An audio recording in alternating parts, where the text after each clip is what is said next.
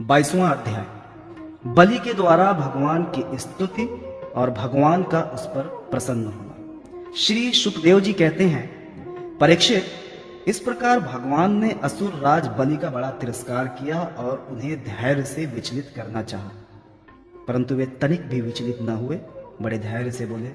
दैत्यराज बलि ने कहा, देवताओं के आराध्य देव, आपकी कीर्ति बड़ी पवित्र है। क्या आप मेरी बात को असत्य समझते हैं? ऐसा नहीं है, मैं उसे सत्य कर दिखाता हूं। आप धोखे में नहीं पड़ेंगे। आप कृपा करके अपना तीसरा पग मेरे सिर पर रख दीजिए। मुझे नरक में जाने का अथवा राज्य से च्युत होने का भय नहीं है। मैं पाश में बंधने अथवा अपार दुख में पड़ने से भी नहीं डरता। मेरे पास फूटी कौड़ी भी न रहे अथवा आप मुझे घोर दंड दें, यह भी मेरे भय का कारण नहीं है। मैं डरता हूं तो केवल अपनी अपकीर्ति से, अपने पूजनीय गुरुजनों के द्वारा दिया हुआ दंड, जो जीव मात्र के लिए अत्यंत वांछनीय है, क्योंकि वैसा दंड माता, पिता, भाई और सुहृदय भी मोहवश नहीं दे पाते। आप छिपे रूप से अवश्य ही हम असुरों को श्रेष्ठ शिक्षा दिया करते हैं, पर आप हमारे परम गुरु हैं। जब हम लोग धन, कुलीनता, बल आदि के मद से अंधे हो जाते हैं, तब आप उन वस्तुओं को हमसे छीनकर हमें नेत्रदान करते हैं। आपसे हम लोगों का जो उपकार होता है उसे मैं क्या बताऊं। अनन्य भाव से योग करने वाले योगी गण जो सिद्धि प्राप्त करते हैं, वही सिद्धि बहुत से असुरों को आपके साथ दृढ़ वैर भाव करने से ही प्राप्त हो गई है। जिनकी ऐसी महिमा, ऐसी अनंत लीलाएं हैं, वही आप मुझे दंड दे रहे हैं, और जो वरुण पाश से बांध रहे हैं, इनकी ना तो मुझे कोई लज्जा है और न किसी प्रकार की व्यथा है। प्रभो, मेरे पितामह प्रहलाद जी की कीर्ति सारे जगत में प्रसिद्ध है।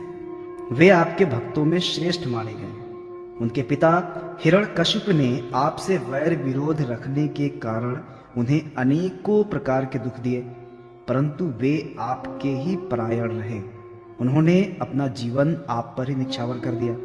उन्होंने ये निश्चय कर लिया कि शरीर को लेकर क्या करना है, जब ये एक न एक दिन साथ छोड़ ही देता है। जो धन संपत्ति लेने के लिए स्वजन बने हुए हैं, उन डाकुओं से अपना स्वार्थी क्या है?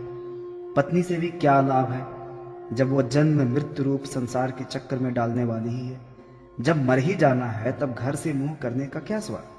इन सब वस्तुओं में उलझ जाना तो केवल अपनी आयु खो देना है। ऐसा निश्चय करके मेरे पितामह प्रहलाद जी ने, ये जानते हुए भी कि आप लौकिक दृष्टि से उनके भाई बंधुओं के नाश करने वाले शत्रु हैं, फिर आपके ही भय रहित और अविनाशी चरण कमलों की शरण ग्रहण की थी। क्यों ना वे संसार से परम विरक्त, अगाध बोध संपन्न, उदार हृदय और संत शिरोमणि जो हैं, आप उस दृष्टि से मेरे भी शत्रु हैं, फिर भी विधाता ने मुझे बलात् ऐश्वर्य लक्ष्मी से अलग करके आपके पास पहुंचा दिया। अच्छा ही हुआ, क्योंकि ऐश्वर्य लक्ष्मी के कारण जीव की बुद्धि जड़ हो जाती है और ये नहीं समझ पाता कि मेरा ये जीवन मृत्यु के पंजे में पड़ा हुआ है और अनित्य है। श्री सुखदेव जी कहते हैं, परीक्षित, राजा बलि इस प्रकार कह ही रहे थे कि उदय होते हुए चंद्रमा के समान भगवान के प्रेम पात्र प्रहलाद जी वहां आ पहुंचे। राजा बलि ने देखा कि मेरे पितामह बड़े श्री संपन्न हैं, कमल के समान कोमल नेत्र हैं, लंबी लंबी भुजाएं हैं, सुंदर ऊंचे और श्यामल शरीर पर पीतांबर धारण किए हुए हैं। बलि इस समय वरुण पाश में बंधे हुए हैं, इसलिए प्रहलाद जी के आने पर जैसे पहले वे उनकी पूजा किया करते थे, उस प्रकार न कर सके। उनके नेत्र आंसुओं से चक्षल हो उठे, लज्जा के मारे मुंह नीचा हो गया। उन्होंने केवल सिर झुकाकर उन्हें नमस्कार किया। प्रहलाद जी ने देखा कि भक्त वत्सल भगवान वहीं विराजमान हैं और सुनंद, नंद आदि पार्षद उनकी सेवा कर रहे हैं। प्रेम के उद्रेक से प्रहलाद जी का शरीर पुलकित हो गया, उनकी आंखों में आंसू छलक आए। वे आनंद पूर्ण हृदय से सिर झुकाए अपने स्वामी के पास गए और पृथ्वी पर सिर रखकर उन्हें साष्टांग प्रणाम किया। प्रहलाद जी ने कहा, प्रभो, आपने ही बलि को ये ऐश्वर्य पूर्ण इंद्र पद दिया था, अब आज आपने ही उसे छीन लिया है। आपका देना जैसा सुंदर है वैसा ही सुंदर लेना भी है। मैं समझता हूं कि आपने इस पर भारी कृपा की है। जो आत्मा को मोहित करने वाली राज्य लक्ष्मी ने इसे अलग कर दिया। प्रभो, लक्ष्मी के मद से तो विद्वान पुरुष भी मोहित हो जाते हैं। उसके रहते भला अपने वास्तविक स्वरूप को ठीक ठीक कौन जान सकता है। अतः उस लक्ष्मी को छीनकर महान उपकार करने वाले समस्त जगत के महान ईश्वर सबके हृदय में विराजमान और सबके परम साक्षी श्री नारायण देव को मैं नमस्कार करता हूँ। श्री सुखदेव जी कहते हैं, परीक्षित, प्रहलाद जी अंजलि बांध कर खड़े थे। उनके सामने ही भगवान ब्रह्मा जी ने वामन भगवान से कुछ कहना चाहा, परंतु इतने में ही राजा बलि की परम साध्वी पत्नी विंध्यावली ने अपने पति को बंधा देखकर भयभीत हो गई। भगवान के चरणों में प्रणाम किया और हाथ जोड़ मुंह नीचा कर वो भगवान से बोली। विंध्यावली ने कहा, प्रभु, आपने अपनी क्रीड़ा के लिए ही इस संपूर्ण जगत की रचना की है। जो लोग को बुद्धि हैं वे ही अपने को इसका स्वामी मानते हैं। जब आप इसके कर्ता भरता और संहर्ता हैं, तब आपकी माया से मोहित होकर अपने को झूठ मूठ कर्ता मानने वाले निर्लज्ज आपको समर्पण क्या करेंगे। ब्रह्मा जी ने कहा, समस्त प्राणियों के जीवन दाता, उनके स्वामी और जगत स्वरूप देवादिदेव प्रभो, अब आप इसे छोड़ दीजिए। आपने इसका सर्वस्व ले लिया है, अतः अब ये दंड का पात्र नहीं है। इसने अपनी सारी भूमि और पुण्य कर्मों से उपार्जित स्वर्ग आदि लोग, अपना सर्वस्व तथा आत्मा तक आपको समर्पित कर दिया। एवं ऐसा करते समय इसकी बुद्धि स्थिर रही है, ये धैर्य से च्युत नहीं हुआ है।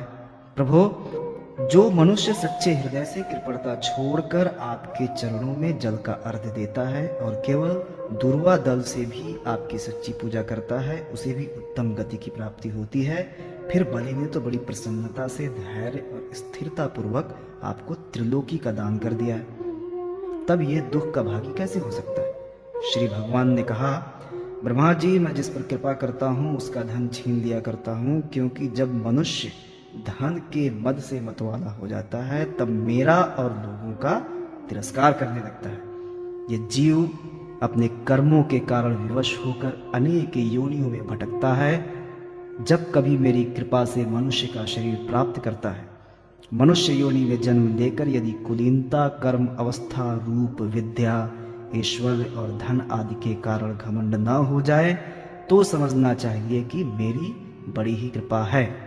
कुलीनता आदि बहुत से ऐसे कारण हैं जो अभिमान और जड़ता आदि उत्पन्न करके मनुष्य को कल्याण के समस्त साधनों से वंचित कर देते हैं, परंतु जो मेरे शरणागत होते हैं वे इनसे मोहित नहीं होते।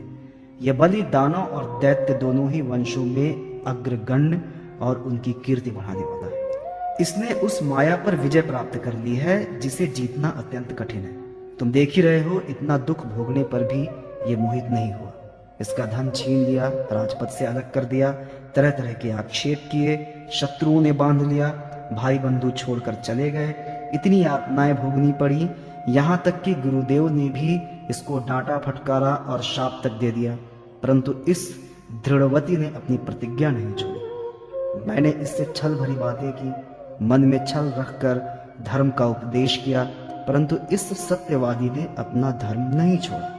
अतः मैंने इसे वो स्थान दिया है जो बड़े बड़े देवताओं को भी बड़ी कठिनाई से प्राप्त होता है। सावर्णी मनवंतर में ये मेरा परम भक्त इंद्र होगा। तब तक ये विश्वकर्मा के बनाए हुए सुतल लोक में रहे। वहां रहने वाले लोग मेरी कृपा दृष्टि का अनुभव करते हैं, इसीलिए उन्हें शारीरिक अथवा मानसिक रोग, थकावट, तंद्रा, बाहरी तथा भीतरी शत्रुओं से पराजय और किसी प्रकार के विघ्नों का सामना नहीं करना पड़ता। बलि को संबोधित कर, महाराज इंद्रसेन, तुम्हारा कल्याण। अब तुम अपने भाई बंधुओं के साथ उस सुतल लोक में जाओ जिसे स्वर्ग के देवता भी चाहते रहते हैं। बड़े बड़े लोकपाल भी अब तुम्हें पराजित नहीं कर सकेंगे। दूसरों की तो बात ही क्या है, जो दैत्य तुम्हारी आज्ञा का उल्लंघन करेंगे मेरा चक्र उनके टुकड़े टुकड़े कर देगा। मैं तुम्हारी, तुम्हारे अनुचरों की और भोग सामग्री की भी सब प्रकार के विघ्नों से रक्षा करूंगा। वीर बलि, तुम मुझे वहां सदा सर्वदा अपने पास ही देखोगे। दानों और दैत्यों के संसर्ग से तुम्हारा जो कुछ आसुर भाव होगा वो मेरे प्रभाव से तुरंत दब जाएगा और नष्ट हो जाएगा। 23वां अध्याय, बलि का बंधन से छूटकर सुतल लोक को जाना। श्री सुखदेव जी कहते हैं, जब सनातन पुरुष भगवान ने इस प्रकार कहा तो साधुओं के आदरणीय महानुभाव दैत्यराज के नेत्रों में आंसू छलक आए। प्रेम के उद्रेक से उनका गला भर आया। वे हाथ जोड़कर गदगद वाणी से भगवान से कहने लगे। बलि ने कहा, प्रभो, मैं तो आपको पूरा प्रणाम भी नहीं किया, केवल प्रणाम करने मात्र की चेष्टा भर की। इसी से मुझे वो फल मिला जो आपके चरणों के शरणागत भक्तों को प्राप्त होता है। बड़े बड़े लोकपाल और देवताओं पर आपने जो कृपा कभी नहीं की, वो मुझ जैसे नीच असुर को सहज ही प्राप्त हो गई। श्री सुखदेव जी कहते हैं, परीक्षित, यूं कहते ही बलि वरुण के पाशों से मुक्त हो गए। तब उन्होंने भगवान ब्रह्मा जी और शंकर जी को प्रणाम किया और इसके बाद बड़ी प्रसन्नता से असुरों के साथ सुतल लोक की यात्रा की। इस प्रकार भगवान ने बलि से स्वर्ग का राज्य लेकर इंद्र को दे दिया। अदिति की कामना पूर्ण की और स्वयं उपेंद्र बनकर वे सारे जगत का शासन करने लगे। जब प्रहलाद ने देखा कि मेरे वंशधर पौत्र राजा बलि बंधन से छूट गए हैं और उन्हें भगवान का कृपा प्रसाद प्राप्त हो गया है, तो वे भक्ति भाव से भर गए। उस समय उन्होंने भगवान की इस प्रकार स्तुति की। प्रहलाद जी ने कहा, प्रभु, ये कृपा प्रसाद तो कभी ब्रह्मा जी, लक्ष्मी जी और शंकर जी को भी प्राप्त नहीं हुआ है, तब दूसरों की बात ही क्या है। अहो विश्ववंद ब्रह्मा आदि भी जिनके चरणों की वंदना करते रहते हैं, वही आप हम असुरों के दुर्गपाल केलेदार हो गए। शरणागत वत्सल प्रभो, ब्रह्मा आदि लोकपाल आपके चरण कमलों का मकरंद रस सेवन करने के कारण सृष्टि रचना की शक्ति आदि अनेक विभूतियां प्राप्त करते हैं। हम लोग तो जन्म से ही खल और कुमारगामी हैं। हम पर आपकी ऐसी अनुग्रह पूर्ण दृष्टि कैसे हो गई जो आप हमारे द्वारपाल ही बन गए। आपने अपनी योग माया से खेल ही खेल में त्रिभुवन की रचना कर दी। आप सर्वज्ञ, सर्वात्मा और समदर्शी हैं, फिर भी आपकी लीलाएं बड़ी विलक्षण जान पड़ती हैं। आपका स्वभाव कल्प वृक्ष के समान है, क्योंकि आप अपने भक्तों से अत्यंत प्रेम करते हैं। इसी से कभी कभी उपासकों के प्रति पक्षपात और विमुखों के प्रति निर्दयता भी आप में देखी जा सकती है। श्री भगवान ने कहा, बेटा प्रहलाद, तुम्हारा कल्याण हो। अब तुम भी सुतल लोक में जाओ, वहां अपने पौत्र बलि के साथ आनंद पूर्वक रहो और जाति बंधुओं को सुखी करो। वहां तुम मुझे नित्य ही गदा हाथ में लिए खड़ा देखोगे। मेरे दर्शन के परमानंद में मग्न रहने के कारण तुम्हारे सारे कर्म बंधन नष्ट हो जाएंगे। श्री सुखदेव जी कहते हैं, परीक्षित, समस्त दैत्य सेना के स्वामी विशुद्ध बुद्धि प्रहलाद जी ने जो आज्ञा कहकर हाथ जोड़ भगवान का आदेश मस्तक पर चढ़ाया, फिर उन्होंने बलि के साथ आदि पुरुष भगवान की परिक्रमा की, उन्हें प्रणाम किया और उनसे अनुमति लेकर सुतल लोक की यात्रा की। परीक्षित, उस समय भगवान श्री हरि ने ब्रह्मवादी ऋत्विजनों की सभा में अपने पास ही बैठे हुए शुक्राचार्य जी से कहा, ब्राह्मण, आपका शिष्य यज्ञ कर रहा है, उसमें जो त्रुटि रह गई है उसे आप पूर्ण कर दीजिए, क्योंकि कर्म करने में जो कुछ भूल चूक हो जाती है वह ब्राह्मणों की कृपा दृष्टि से सुधर जाती है। शुक्राचार्य जी ने कहा, भगवान, जिसने अपना समस्त कर्म समर्पित करके सब प्रकार के यज्ञेश्वर यज्ञ पुरुष आपकी पूजा की है, उसके कर्म में कोई त्रुटि, कोई विषमता कैसे रह सकती है? क्योंकि मंत्रों की अनुष्ठान पद्धति की, देश, काल, पात्र और वस्तु की सारी भूलें आपके नाम संकीर्तन मात्र से सुधर जाती हैं। आपका नाम सारी त्रुटियों को पूर्ण कर देता है। तथापि अनंत, जब आप स्वयं ये कह रहे हैं, तब मैं आपकी आज्ञा का अवश्य पालन करूंगा। मनुष्य के लिए सबसे बड़ा कल्याण का साधन यही है कि वो आपकी आज्ञा का पालन करे। श्री सुखदेव जी कहते हैं, भगवान शुक्राचार्य ने भगवान श्री हरि की आज्ञा स्वीकार करके दूसरे ब्रह्मर्षियों के साथ बलि के यज्ञ में जो कमी रह गई थी उसे पूर्ण कर दिया। परीक्षित, इस प्रकार वामन भगवान ने बलि से पृथ्वी की भिक्षा मांगकर अपने बड़े भाई इंद्र को स्वर्ग का राज्य दिया, जिसे उनके शत्रुओं ने छीन लिया था। इसके बाद प्रजापतियों के स्वामी ब्रह्मा जी, देवर्षि, पितर, मनु, दक्ष, भृगु, अंगिरा, सनंत कुमार और शंकर जी के साथ कश्यप एवं अदिति की प्रसन्नता के लिए तथा संपूर्ण प्राणियों के अभ्युदय के लिए समस्त लोक और लोकपालों के स्वामी के पद पर वामन भगवान का अभिषेक कर दिया। परीक्षित, वेद समस्त देवता, धर्म, यश, लक्ष्मी, मंगल, व्रत, स्वर्ग और अपवर्ग सबके रक्षक के रूप में सबके परम कल्याण के लिए सर्वशक्तिमान वामन भगवान को उन्होंने उपेंद्र का पद दिया। उस समय सभी प्राणियों को अत्यंत आनंद हुआ। इसके बाद ब्रह्मा जी की अनुमति से लोकपालों के साथ देवराज इंद्र ने वामन भगवान को सबसे आगे विमान पर बिठाया और अपने साथ स्वर्ग दिवा ले गए। इंद्र को एक तो त्रिभुवन का राज्य मिला और दूसरे वामन भगवान के करकमलों की छत्र छाया। सर्वश्रेष्ठ ईश्वर लक्ष्मी उनकी सेवा करने लगी और वे निर्भय होकर आनंदोत्सव मनाने लगे। ब्रह्मा, शंकर, सनत कुमार, भृगु आदि मुनि, पितर, सारे भूत, सिद्ध और विमानारोही देवगण भगवान के इस परम अद्वित एवं अत्यंत महान कर्म का गान करते हुए अपने अपने लोक को चले गए और सबने अदिति की भी बड़ी प्रशंसा की।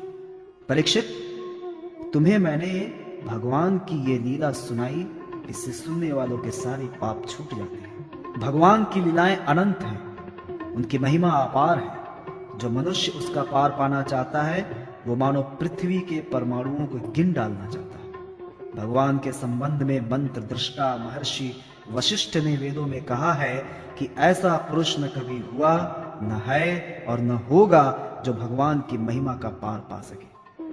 देवताओं के आराध्य देव अद्भुत लीलाधारी वामन भगवान के अवतार चरित्र का जो श्रवण करता है उसे परम गति की प्राप्ति होती है। देवयज्ञ, पितृयज्ञ और मनुष्य यज्ञ किसी भी कर्म का अनुष्ठान करते समय जहां जहां भगवान की इस लीला का कीर्तन होता है वो कर्म सफलता पूर्वक संपन्न हो जाता है। ये बड़े बड़े महात्माओं का अनुभव है। 24वां अध्याय, भगवान के मत्स्यावतार की कथा। राजा परीक्षित ने पूछा, भगवान के कर्म बड़े अद्भुत हैं। उन्होंने एक बार अपनी योग माया से मत्स्य अवतार धारण करके बड़ी सुंदर लीला की थी। मैं उनके उसी आदि अवतार की कथा सुनना चाहता हूँ। भगवान मत्स्य योनि एक तो यूं ही लोक निंदित है, दूसरे तमोगुणी और असह्य परतंत्रता से युक्त है। सर्वशक्तिमान होने पर भी भगवान ने कर्म बंधन में बंधे हुए जीव की तरह ये मत्स्य का रूप क्यों धारण किया? भगवान महात्माओं के कीर्तनीय भगवान का चरित्र समस्त प्राणियों को सुख देने वाला है। आप कृपा करके उनकी वो सब लीला हमारे सामने पूर्ण रूप से वर्णन कीजिए। सूत जी कहते हैं, शौनकादि ऋषियों, जब राजा परीक्षित ने भगवान श्री शुकदेव जी से ये प्रश्न किया तब उन्होंने विष्णु भगवान का वो चरित्र जो उन्होंने मत्स्य अवतार धारण करके किया था वर्णन किया। श्री शुकदेव जी कहते हैं, परीक्षित, यूं तो भगवान सबके एकमात्र प्रभु हैं, फिर भी वे गौ, ब्राह्मण, देवता, साधु, वेद, धर्म और अर्थ की रक्षा के लिए शरीर धारण किया करते हैं।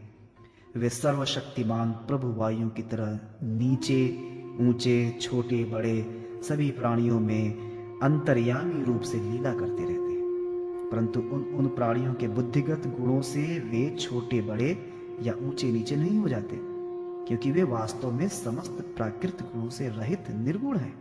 परीक्षित, पिछले कल्प के अंत में ब्रह्मा जी के सो जाने के कारण ब्राह्म्य नामक नैमित्तिक प्रलय हुआ था। उस समय भूलोक आदि सारे लोग समुद्र में डूब गए थे। प्रलय काल आ जाने के कारण ब्रह्मा जी को नींद आ रही थी, वे सोना चाहते थे। उसी समय वेद उनके मुख से निकल पड़े और उनके पास ही रहने वाले हयग्रीव नामक बलि दैत्य ने उन्हें योग बल से चुरा लिया। सर्वशक्तिमान भगवान श्री हरि ने दानवराज हयग्रीव की चेष्टा जान ली, इसलिए उन्होंने मत्स्यावतार ग्रहण किया। परीक्षित, उस समय सत्यव्रत नाम के एक बड़े उदार एवं भगवत परायण राजश्री केवल जल पीकर तपस्या कर रहे थे। वही सत्यव्रत वर्तमान महाकल्प में विवस्वान सूर्य के पुत्र श्राद्ध देव के नाम से विख्यात हुए और उन्हें भगवान ने वैवस्वत मनु बना दिया। एक दिन वे राजश्री कृतमाला नदी में जल से तर्पण कर रहे थे। उसी समय उनकी अंजलि के जल में एक छोटी सी मछली आ गई। परीक्षित, द्रविड़ देश के राजा सत्यव्रत ने अपनी अंजलि में आई हुई मछली को जल के साथ ही फिर से नदी में डाल दिया। उस मछली ने बड़ी करुणा के साथ परम दयालु राजा सत्यव्रत से कहा, राजन, आप बड़े दीन दयालु हैं। आप जानते ही हैं कि जल में रहने वाली जंतु अपनी जाति वालों को भी खा डालते हैं। मैं उनके भय से अत्यंत व्याकुल हो उठी हूँ। आप मुझे फिर इसी नदी के जल में क्यों छोड़ रहे हैं?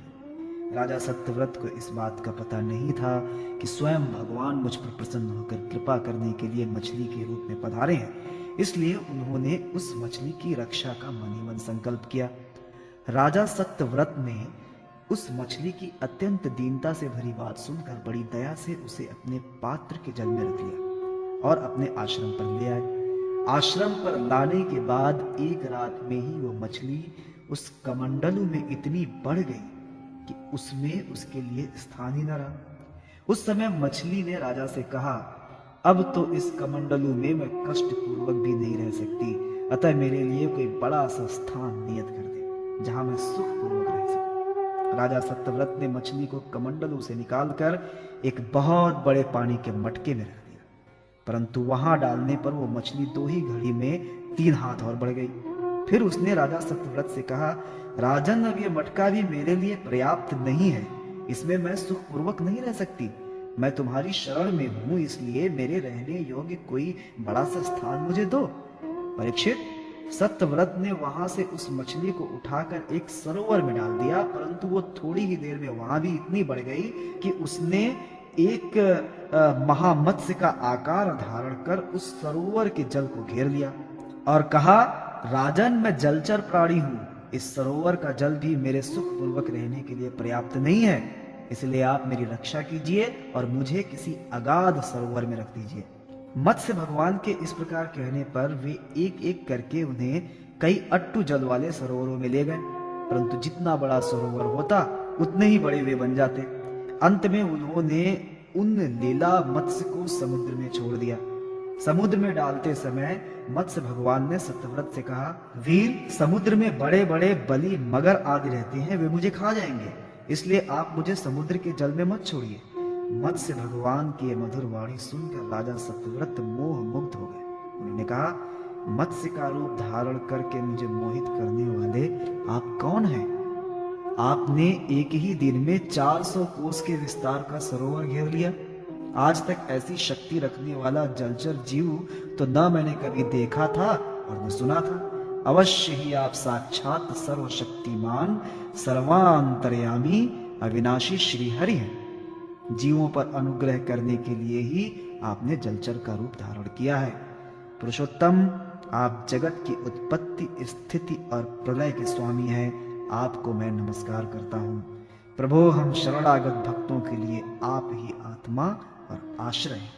यद्यपि आपके सभी लीलावतार प्राणियों के अभ्युदय के लिए ही होता है, तथापि मैं ये जानना चाहता हूं कि आपने ये रूप किस उद्देश्य से ग्रहण किया है।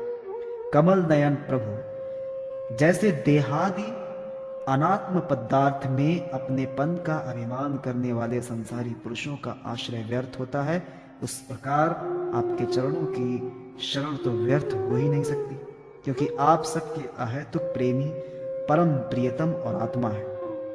आपने इस समय जो रूप धारण करके हमें दर्शन दिया है, यह बड़ा अद्भुत है। श्री सुखदेव जी कहते हैं, परीक्षित, भगवान अपने अनन्य प्रेमी भक्तों पर अत्यंत प्रेम करते हैं। जब जगतपति मत्स्य भगवान ने अपने प्यारे भक्त राजश्री सत्यव्रत की प्रार्थना सुनी तो उनका प्रिय और हित करने के लिए साथ ही कल्पांत के प्रलयकालीन समुद्र में विहार करने के लिए उनसे कहा। श्री भगवान ने कहा, सत्यव्रत, आज से 7वें दिन भूलोक आदि तीनों लोक प्रलय के समुद्र में डूब जाएंगे। उस समय जब तीनों लोक प्रलय काल की जलराशि में डूबने लगेंगे, तब मेरी प्रेरणा से तुम्हारे पास एक बहुत बड़ी नौका आएगी। उस समय तुम समस्त प्राणियों के सूक्ष्म शरीरों को लेकर सप्तऋषियों के साथ उस नौका पर चढ़ जाना और समस्त धान्य तथा छोटे बड़े अन्य प्रकार के बीजों को साथ रख लेना। उस समय सब और एकमात्र महासागर लहराता होगा, प्रकाश नहीं होगा, केवल ऋषियों की दिव्य ज्योति के सहारे ही बिना किसी प्रकार की विकलता के तुम उस बड़ी नाव पर चढ़कर चारों ओर विचरण करना। जब प्रचंड आंधी चलने के कारण नाव डगमगाने लगेगी, तब मैं इसी रूप में वहां आऊंगा और तुम लोग वासुकी नाग के द्वारा उस नाव को मेरे सींग में बांध देना। सत्यव्रत, इसके बाद जब तक ब्रह्मा जी की रात रहेगी, तब तक मैं ऋषियों के साथ तुम्हें उस नाव में बैठाकर उसे खींचता हुआ समुद्र में विचरण करूंगा। तो उस समय जब तुम प्रश्न करोगे, तब मैं तुम्हें उपदेश दूंगा। मेरे अनुग्रह से मेरी वास्तविक महिमा, जिसका नाम पर ब्रह्म है, तुम्हारे हृदय में प्रकट हो जाएगी और तुम उसे ठीक ठीक जान लोगे। भगवान राजा सत्यव्रत को यह आदेश देकर अंतर्ध्यान हो गए। अतः अब राजा सत्यव्रत उसी समय की प्रतीक्षा करने लगे जिसके लिए भगवान ने उन्हें आज्ञा दी थी। कुशों का अग्रभाग पूर्व की ओर करके राजश्री सत्यव्रत उन पर पूर्वोत्तर मुख से बैठ गए और मत्स्य रूप भगवान के चरणों का चिंतन करने लगे। इतने में ही भगवान का बताया हुआ वो समय आ पहुंचा। राजा ने देखा कि समुद्र अपनी मर्यादा छोड़कर बढ़ रहा है। प्रलय काल के भयंकर मेघ वर्षा करने लगे हैं। देखते ही देखते सारी पृथ्वी डूबने लगी। तब राजा ने भगवान की आज्ञा का स्मरण किया और देखा कि नाव भी आ गई है। तब वे धान्य और अन्य बीजों को लेकर सप्तऋषियों के साथ उस पर सवार हो गए। सप्तऋषियों ने बड़े प्रेम से राजा सत्यव्रत से कहा, राजन, तुम भगवान का ध्यान करो, वे ही हमें इस संकट से बचाएंगे और हमारा कल्याण करेंगे।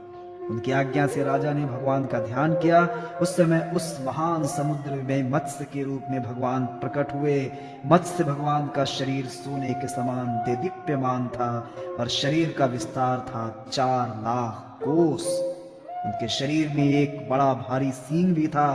भगवान ने पहले जैसी आज्ञा दी थी, उसके अनुसार वह नौका वासुकी नाग के द्वारा भगवान के सींग में बांध दी गई और राजा सत्यव्रत ने प्रसन्न होकर भगवान की स्तुति की। राजा सत्यव्रत ने कहा, प्रभु, संसार के जीवों का आत्मज्ञान अनादि अविधा से ढक गया है। इस कारण वे संसार के अनेकानेक क्लेशों के भार से पीड़ित हो रहे हैं। जब अनायास ही आपके अनुग्रह से वे आपकी शरण में पहुंच जाते हैं, तब आपको प्राप्त कर लेते हैं। इसीलिए हमें बंधन से छुड़ाकर वास्तविक मुक्ति देने वाले परम गुरु आप ही हैं।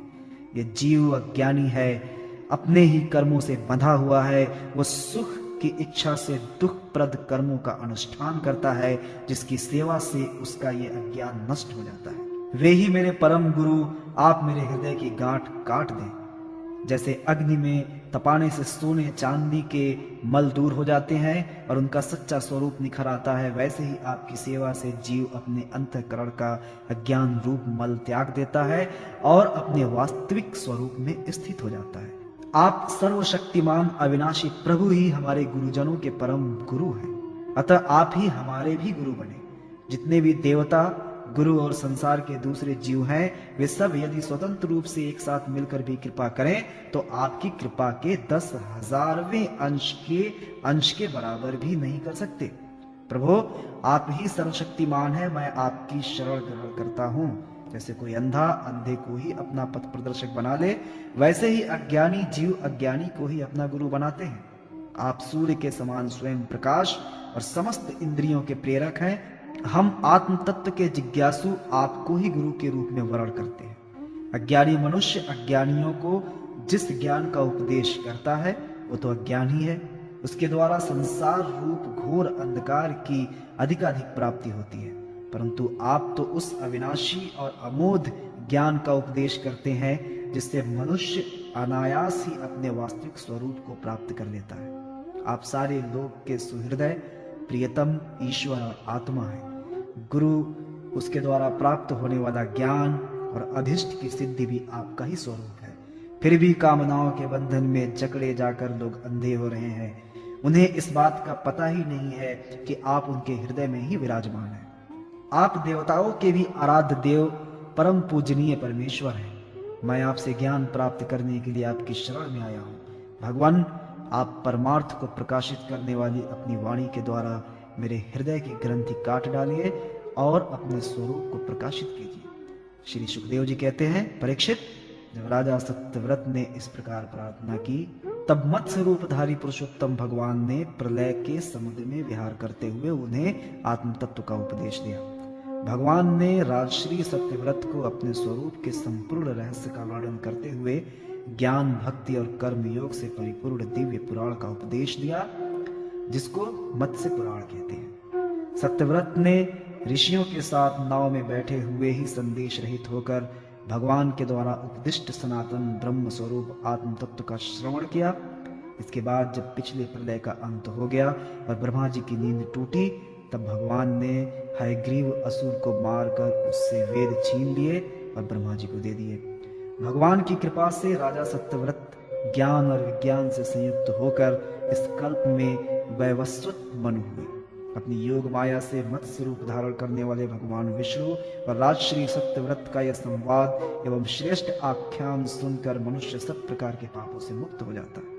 जो मनुष्य भगवान के इस अवतार का प्रतिदिन कीर्तन करता है, उसके सारे संकल्प सिद्ध हो जाते हैं और उसे परम गति की प्राप्ति होती है। प्रलयकालीन समुद्र में जब ब्रह्मा जी सो गए, उनकी सृष्टि शक्ति लुप्त हो चुकी थी। उस समय उनके मुख से निकली हुई श्रुतियों को चुराकर हयग्रीव दैत्य पाताल में ले गया था। भगवान ने उसे मारकर वे श्रुतियां ब्रह्मा जी को लौटा दी एवं सत्यव्रत तथा सप्त ऋषियों को ब्रह्म तत्व का उपदेश दिया। उन समस्त जगत के परम कारण लीला मत्स्य भगवान को मैं नमस्कार करता हूं। इति अष्टम स्कंद समाप्त। हरिओम तत्सत। श्रीमद् भागवत महापुराण नवम स्कंद, पहला अध्याय। वैवस्वत मनु के पुत्र राजा सुधुम्न की कथा। राजा परीक्षित ने पूछा, भगवान, आपने सब मनवंतरों और उनमें अनंत शक्तिशाली भगवान के द्वारा किए हुए ईश्वर पूर्ण चरित्रों का वर्णन किया और मैंने उनका श्रवण भी किया।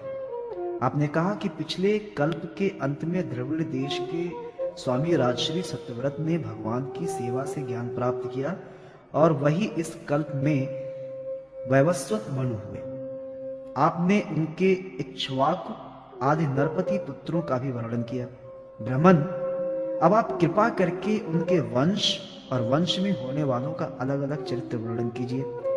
महाभाग हमारे हृदय में सर्वदा ही कथा सुनने की उत्सुकता बनी रहती है।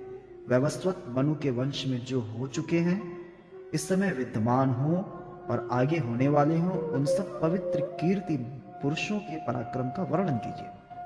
सूत जी कहते हैं, शौनकादि ऋषियों, ब्रह्मवादी ऋषियों की सभा में राजा परीक्षित ने जब ये प्रश्न किया, तब धर्म के परम मर्मज्ञ भगवान श्री सुखदेव जी ने ये कहा।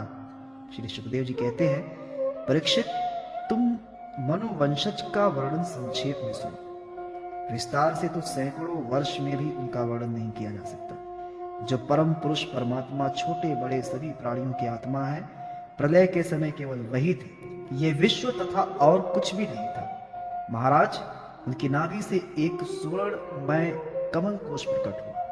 उसी में चतुर्मुख ब्रह्मा जी का आविर्भाव हुआ। ब्रह्मा जी के मन में मरीचि और मरीचि के पुत्र कश्यप, उनकी धर्म पत्नी दक्षनंदिनी अदिति से विवस्वान सूर्य का जन्म हुआ। विवस्वान की संज्ञा नामक पत्नी से श्राद्ध देव मनु का जन्म हुआ। परीक्षित, परम मनस्वी राजा श्राद्ध देव ने अपनी पत्नी श्रद्धा के गर्भ से 10 पुत्र उत्पन्न किए। उनके नाम थे इक्ष्वाक, नृग, शरयाति, दृष्ट, धृष्ट, करुष, नरिष्यंत, पृषद्र, नभग और कवि। वैवस्वत मनु पहले संतानहीन थे। उस समय सर्वसमर्थ भगवान वशिष्ठ ने उन्हें संतान प्राप्ति कराने के लिए मित्रावरुण का यज्ञ कराया था। यज्ञ के आरंभ में केवल दूध पी के रहने वाले वैवस्वत मनु की धर्म पत्नी श्रद्धा ने अपने होता के पास जाकर प्रणाम पूर्वक याचना की कि मुझे कन्या ही प्राप्त हो। तब अधवर्युकी की प्रेरणा से होता बने हुए ब्राह्मण ने श्रद्धा के कथन का स्मरण करके एकाग्र चित्त से वष्टकार का उच्चारण करते हुए यज्ञ कुंड में आहुति दी। जब होता ने इस प्रकार विपरीत कर्म किया, तब यज्ञ के फलस्वरूप पुत्र के स्थान पर ईला नामक कन्या हुई। उसे देखकर श्राद्ध देव मनु का मन कुछ विशेष प्रसन्न नहीं हुआ। उन्होंने अपने गुरु वशिष्ठ जी से कहा, भगवान, आप लोग तो ब्रह्मवादी हैं, आपका कर्म इस प्रकार विपरीत फल देने वाला कैसे हो सकता है? अरे ये तो बड़े दुख की बात है। वैदिक कर्म का ऐसा विपरीत फल तो कभी नहीं होना चाहिए। आप लोगों का मंत्र ज्ञान तो पूर्ण है ही, इसके अतिरिक्त आप लोग जितेंद्रियां भी हैं तथा तपस्या के कारण निष्पाप हो चुके हैं। देवताओं में असत्य की प्राप्ति के समान आपके संकल्प का ये उल्टा फल कैसे हुआ? परीक्षित, हमारे वृद्ध प्रपितामह भगवान वशिष्ठ ने उनकी ये बात सुनकर जान लिया कि होता ने विपरीत संकल्प किया है। इसलिए उन्होंने वैवस्वत मनु से कहा, राजन, तुम्हारे होता के विपरीत संकल्प से ही हमारा संकल्प ठीक ठाक पूरा नहीं हुआ। फिर भी अपने तप के प्रभाव से मैं तुम्हें श्रेष्ठ पुत्र दूंगा। परीक्षित, परम यशस्वी भगवान वशिष्ठ ने ऐसा निश्चय करके इस इला नाम की कन्या को ही पुरुष बना देने के लिए पुरुषोत्तम भगवान नारायण की स्तुति की। सर्वशक्तिमान भगवान श्री हरि ने संतुष्ट होकर उन्हें मुंह मांगा वर दिया, जिसके प्रभाव से वो कन्या ही सुद्धुम्न नामक श्रेष्ठ पुत्र बन गई। महाराज, एक बार राजा सुद्धुम्न शिकार खेलने के लिए सिंधु देश के घोड़े पर सवार होकर कुछ मंत्रियों के साथ वन में गए। वीर सुद्धुम्न कवच पहनकर और हाथ में सुंदर धनुष और अत्यंत अद्भुत वाण लेकर हरिणों का पीछा करते हुए उत्तर दिशा में बहुत आगे बढ़ गए। अंत में सुद्धुम्न मेरु पर्वत की तलहटी के एक वन में चले गए। उस वन में भगवान शंकर पार्वती के साथ विहार करते रहते हैं। उसमें प्रवेश करने पर ही वीरवर सुद्धुम्न ने देखा कि मैं स्त्री हो गई हूं और घोड़ा घोड़ी हो गई है। परीक्षित, साथ ही उनके सब अनुचरों ने भी अपने को स्त्री रूप में देखा। वे सब एक दूसरे का मुंह देखने लगे। उनका चित्त बहुत उदास हो गया। राजा परीक्षित ने पूछा, भगवान, उस भूखंड में ऐसा विचित्र गुण कैसे आ गया? किसने उसे ऐसा बना दिया? आप कृपा करके हमारे इस प्रश्न का उत्तर दीजिए, क्योंकि हमें बड़ा कौतूहल हो रहा है। श्री सुखदेव जी ने कहा, परीक्षित, एक दिन भगवान शंकर का दर्शन करने के लिए बड़े बड़े व्रतधारी ऋषि अपने तेज से दिशाओं का अंधकार मिटाते हुए उस वन में गए। उस समय अंबिका देवी वस्त्रहीन थी। ऋषियों को सहसा आया देख वे अत्यंत लज्जित हो गई। झटपट उन्होंने भगवान शंकर की गोद से उठकर वस्त्र धारण कर लिया। ऋषियों ने देखा कि भगवान गौरी शंकर इस समय विहार कर रहे हैं, इसलिए वहां से लौटकर वे भगवान नर नारायण के आश्रम पर चले गए। उसी समय भगवान शंकर ने अपनी प्रिया भगवती अंबिका को प्रसन्न करने के लिए कहा कि मेरे सिवा जो भी पुत्र इस स्थान में प्रवेश करेगा वही स्त्री हो जाएगा। परीक्षित, तभी से पुरुष उस स्थान में प्रवेश नहीं करते। अब सुद्धुम्न स्त्री हो गई थी, इसलिए वे अपने स्त्री बने हुए अनुचरों के साथ एक वन से दूसरे वन में विचरने लगे। उसी समय शक्तिशाली बुद्ध ने देखा कि मेरे आश्रम के पास ही बहुत सी स्त्रियों से घिरी हुई एक सुंदर स्त्री विचर कर रही है। उन्होंने इच्छा की कि ये मुझे प्राप्त हो जाए। उस सुंदर स्त्री ने भी चंद्र कुमार बुद्ध को पति बनाना चाहा। इस पर बुद्ध ने उसके गर्भ से पुरुरवा नाम का पुत्र उत्पन्न किया। इस प्रकार मनुपुत्र राजा सुद्धुम्न स्त्री हो गए। ऐसा सुनते हैं कि उन्होंने उस अवस्था में अपने कुल पुरोहित वशिष्ठ जी का स्मरण किया। सुद्धुम्न की यह दशा देखकर वशिष्ठ जी के हृदय में कृपावश अत्यंत पीड़ा हुई। उन्होंने सुद्धुम्न को पुनः पुरुष बना देने के लिए भगवान शंकर की आराधना की। भगवान शंकर वशिष्ठ जी पर प्रसन्न हुए। परीक्षित, उन्होंने उनकी अभिलाषा पूर्ण करने के लिए अपनी वाणी सत्य रखते हुए भी ये बात की, वशिष्ठ, तुम्हारा ये यजमान 1 महीने तक पुरुष रहेगा और 1 महीने तक स्त्री। इस व्यवस्था से सुद्धुम्न इच्छानुसार पृथ्वी पर पालन करे। इस प्रकार वशिष्ठ जी के अनुग्रह से व्यवस्था पूर्वक अभिष्ट पुरुषत्व लाभ करके सुद्धुम्न पृथ्वी का पालन करने लगे, परंतु प्रजा उनका अभिनंदन नहीं करती थी। उनके 3 पुत्र हुए, उत्कल, गय और विमल। परीक्षित, वे सब दक्षिणा पथ के राजा हुए। बहुत दिनों के बाद वृद्धावस्था आने पर प्रतिष्ठान नगरी के अधिपति सुद्धुम्न ने अपने पुत्र पुरुरवा को राज्य दे दिया और स्वयं तपस्या करने के लिए वन की यात्रा की। दूसरा अध्याय, पृषद्र आदि मनु के 5 पुत्रों का वंश। श्री सुखदेव जी कहते हैं, परीक्षित, इस प्रकार जब सुद्धुम्न तपस्या करने के लिए वन में चले गए, तब वैवस्वत मनु ने पुत्र की कामना से यमुना के तट पर 100 वर्ष तक तपस्या की। इसके बाद उन्होंने संतान के लिए सर्वशक्तिमान भगवान श्री हरि की आराधना की और अपने ही समान 10 पुत्र प्राप्त किए, जिनमें सबसे बड़े इक्ष्वाकु थे। उन मनु पुत्रों में से एक का नाम था पृषद्र। गुरु वशिष्ठ जी ने उसे गायों की रक्षा के लिए नियुक्त कर रखा था, अतः वो रात्रि के समय बड़ी सावधानी से विरासन में बैठा रहता था और गायों की रक्षा करता था। एक दिन रात में वर्षा हो रही थी। उस समय गायों के झुंड में एक बाघ घुस आई। उससे डर कर सोई हुई गौएं जाग उठी। वे गौशाला में ही इधर उधर भागने लगी। बलवान बाघ ने एक गाय को पकड़ लिया। वो अत्यंत भयभीत होकर चिल्लाने लगी। उसका क्रंदन सुनकर पृषद्र गाय के पास दौड़ आए। एक तो रात का समय और दूसरे घनघोर घटाओं से आच्छादित होने के कारण तारे भी नहीं दिखते थे। उसने हाथ में तलवार उठाकर अनजान में ही बड़े वेग से गाय का सिर काट दिया। वो समझ रहा था कि यही बाघ है। तलवार की नोक से बाघ का भी कान कट गया। वह अत्यंत भयभीत होकर रास्ते में खून गिराता हुआ वहां से निकल भागा। शत्रु दमन पृषद्र ने यह समझा कि बाघ मर गया, परंतु रात बीतने पर उसने देखा कि मैंने तो गाय को ही मार डाला। इससे तो बड़ा दुख हुआ। यद्यपि पृषद्र ने जानबूझकर अपराध नहीं किया था, फिर भी कुल पुरोहित वशिष्ठ जी ने उसे शाप दिया कि तुम इस कर्म से क्षत्रिय नहीं रहोगे, जाओ शूद्र हो जाओ। पृषद्र ने अपने गुरुदेव का यह शाप अंजलि में बांधकर स्वीकार किया और इसके बाद सदा के लिए मुनियों को प्रिय लगने वाले नैष्टिक ब्रह्मचर्य व्रत को धारण किया। वो समस्त प्राणियों का अहेतुक हितैषी एवं सबके प्रति समान भाव से युक्त होकर भक्ति के द्वारा परम विशुद्ध सर्वात्मा भगवान वासुदेव का अनन्य प्रेमी हो गया। उसकी सारी आसक्तियां मिट गईं, वृत्तियां शांत हो गईं, इंद्रियां वश में हो गईं। वो कभी किसी प्रकार का संग्रह परिग्रह नहीं रखता था। जो कुछ दैवश प्राप्त हो जाती, उसी से उसका जीवन निर्वाह कर लेता। वो आत्मज्ञान से संतुष्ट एवं अपने चित्त को परमात्मा में स्थित करके प्रायः समाधिस्थ रहता था। कभी कभी जड़, अंधे और बहरे के समान पृथ्वी पर विचरण करता था। इस प्रकार का जीवन व्यतीत करता हुआ वो एक दिन वन में गया। वहां उसने देखा कि दावानल धधक रहा है। मननशील पृषद्र अपनी इंद्रियों को उसी अग्नि में भस्म करके पर ब्रह्म परमात्मा को प्राप्त हो गया। मनु का सबसे छोटा पुत्र था कवि। विषयों से वह अत्यंत निस्पृह था। वह राज्य छोड़कर अपने बंधुओं के साथ वन में चला गया और अपने हृदय में स्वयं प्रकाश परमात्मा को विराजमान कर किशोर अवस्था में ही परम पद को प्राप्त हो गया। मनुपुत्र करुष से कारुष नामक क्षत्रिय उत्पन्न हुए। वे बड़े ही ब्राह्मण भक्त, धर्म प्रेमी और उत्तरापथ के रक्षक थे। धृष्ट के धाष्ट नामक क्षत्रिय हुए। अंत में वे इस शरीर से ही ब्राह्मण बन गए। नृग का पुत्र हुआ सुमति, उसका पुत्र भूत ज्योति और भूत ज्योति का पुत्र वसु था। वसु का पुत्र प्रतीक और प्रतीक का पुत्र ओघवान।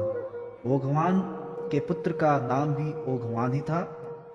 उसके एक ओघवती नामक की कन्या भी थी, जिसका विवाह सुदर्शन से हुआ। मनुपुत्र नरिष्यंत से चित्रसेन, उससे त्रिष्य, त्रिष्य से मिठवान, मिढ़वान से कूर्च और उससे इंद्रसेन की उत्पत्ति हुई।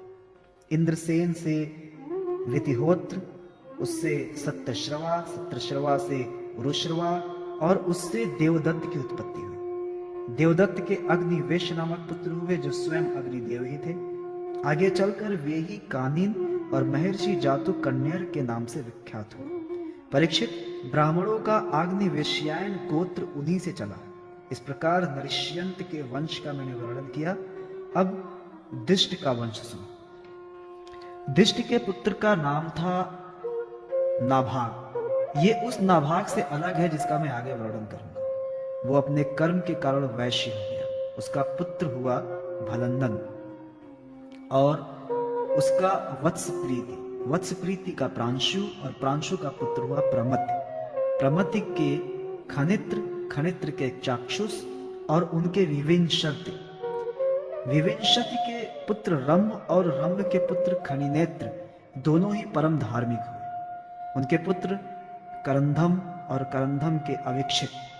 महाराज परीक्षित, अविक्षित के पुत्र मरुत चक्रवर्ती राजा हुए।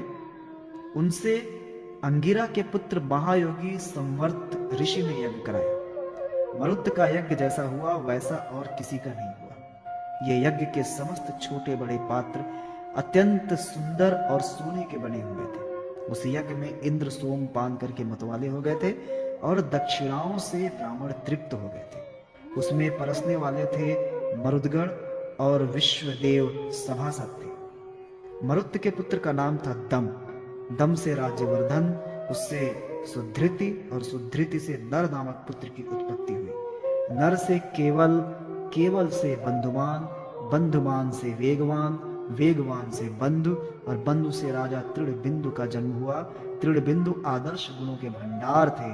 अप्सराओं में श्रेष्ठ अलम्बुषा देवी ने उनको वरण किया, जिससे उनके कई पुत्र और इड़विड़ा नाम की एक कन्या उत्पन्न हुई। मुनिवर विश्रवा ने अपने योगेश्वर पिता पुलस्त्याजी से उत्तम विद्या प्राप्त करके इड़विड़ा के गर्भ से लोकपाल कुबेर को पुत्र के रूप में प्राप्त किया। महाराज तृणबिंदु के अपनी धर्म पत्नी से 3 पुत्र हुए, विशाल, शून्यबंधु और धूम्रकेतु।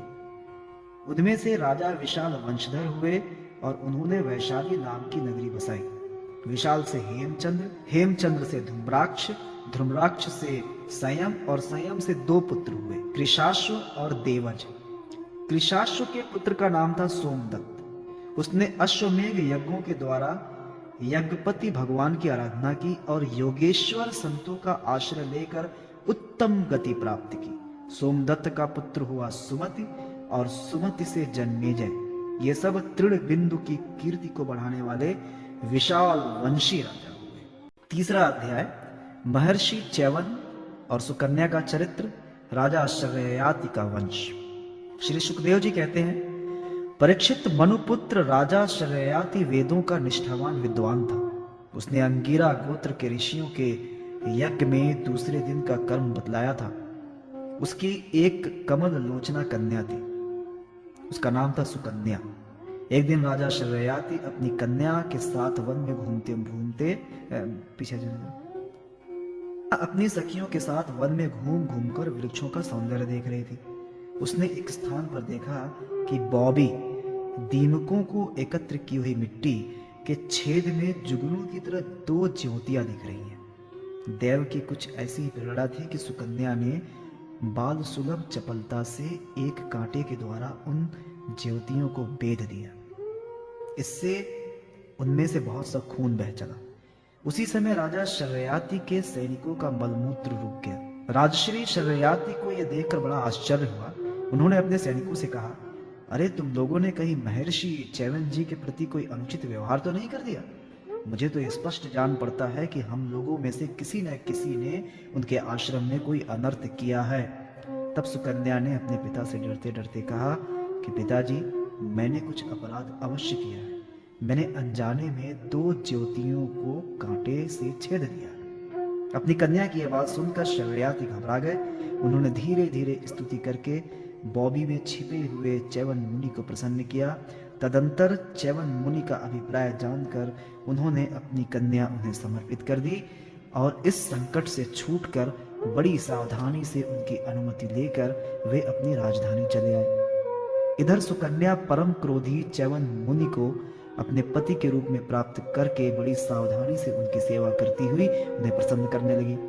वो उनकी मनोवृत्ति को जानकर उसके अनुसार ही बर्ताव करती थी। कुछ समय बीत जाने पर उनके आश्रम पर दोनों अश्विनी कुमार आए। च्यवन मुनि ने उनका यथोचित सत्कार किया और कहा कि आप दोनों समर्थ हैं, इसलिए मुझे युवा अवस्था प्रदान कीजिए। मेरा रूप एवं अवस्था ऐसी कर दीजिए जिसे युवती स्त्रियां चाहती हैं। मैं जानता हूं कि आप लोग सोमपान के अधिकारी नहीं हैं, फिर भी मैं आपको यज्ञ में सोमपान का भाग दूंगा। वैद्य शिरोमणि अश्विनी कुमारों ने महर्षि च्यवन का अभिनंदन करके कहा, ठीक है, और इसके बाद उनसे कहा कि यह सिद्धों के द्वारा बनाया हुआ कुंड है, आप इसमें स्नान कीजिए। च्यवन मुनि के शरीर को बुढ़ापे ने घेर रखा था। सब ओर नसें दिख रही थी। झुर्रियां पड़ जाने एवं बाल पक जाने के कारण वे देखने में बहुत भद्दे लगते थे। अश्विनी कुमारों ने उन्हें अपने साथ लेकर कुंड में प्रवेश किया। उसी समय कुंड से 3 पुरुष बाहर निकले। वे तीनों ही कमलों की माला, कुंडल और सुंदर वस्त्र पहने एक से मालूम होते थे। वे बड़े ही सुंदर एवं स्त्रियों को प्रिय लगने वाले थे। परम साध्वी सुंदरी सुकन्या ने जब देखा कि ये तीनों ही एक आकृति के तथा सूर्य के समान तेजस्वी हैं, तब अपने पति को न पहचान कर उसने अश्विनी कुमारों की शरण ली। उसके पतिव्रत से अश्विनी कुमार बहुत संतुष्ट हुए। उन्होंने उसके पति को बतला दिया और फिर च्यवन मुनि से आज्ञा लेकर विमान के द्वारा वे स्वर्ग को चले गए।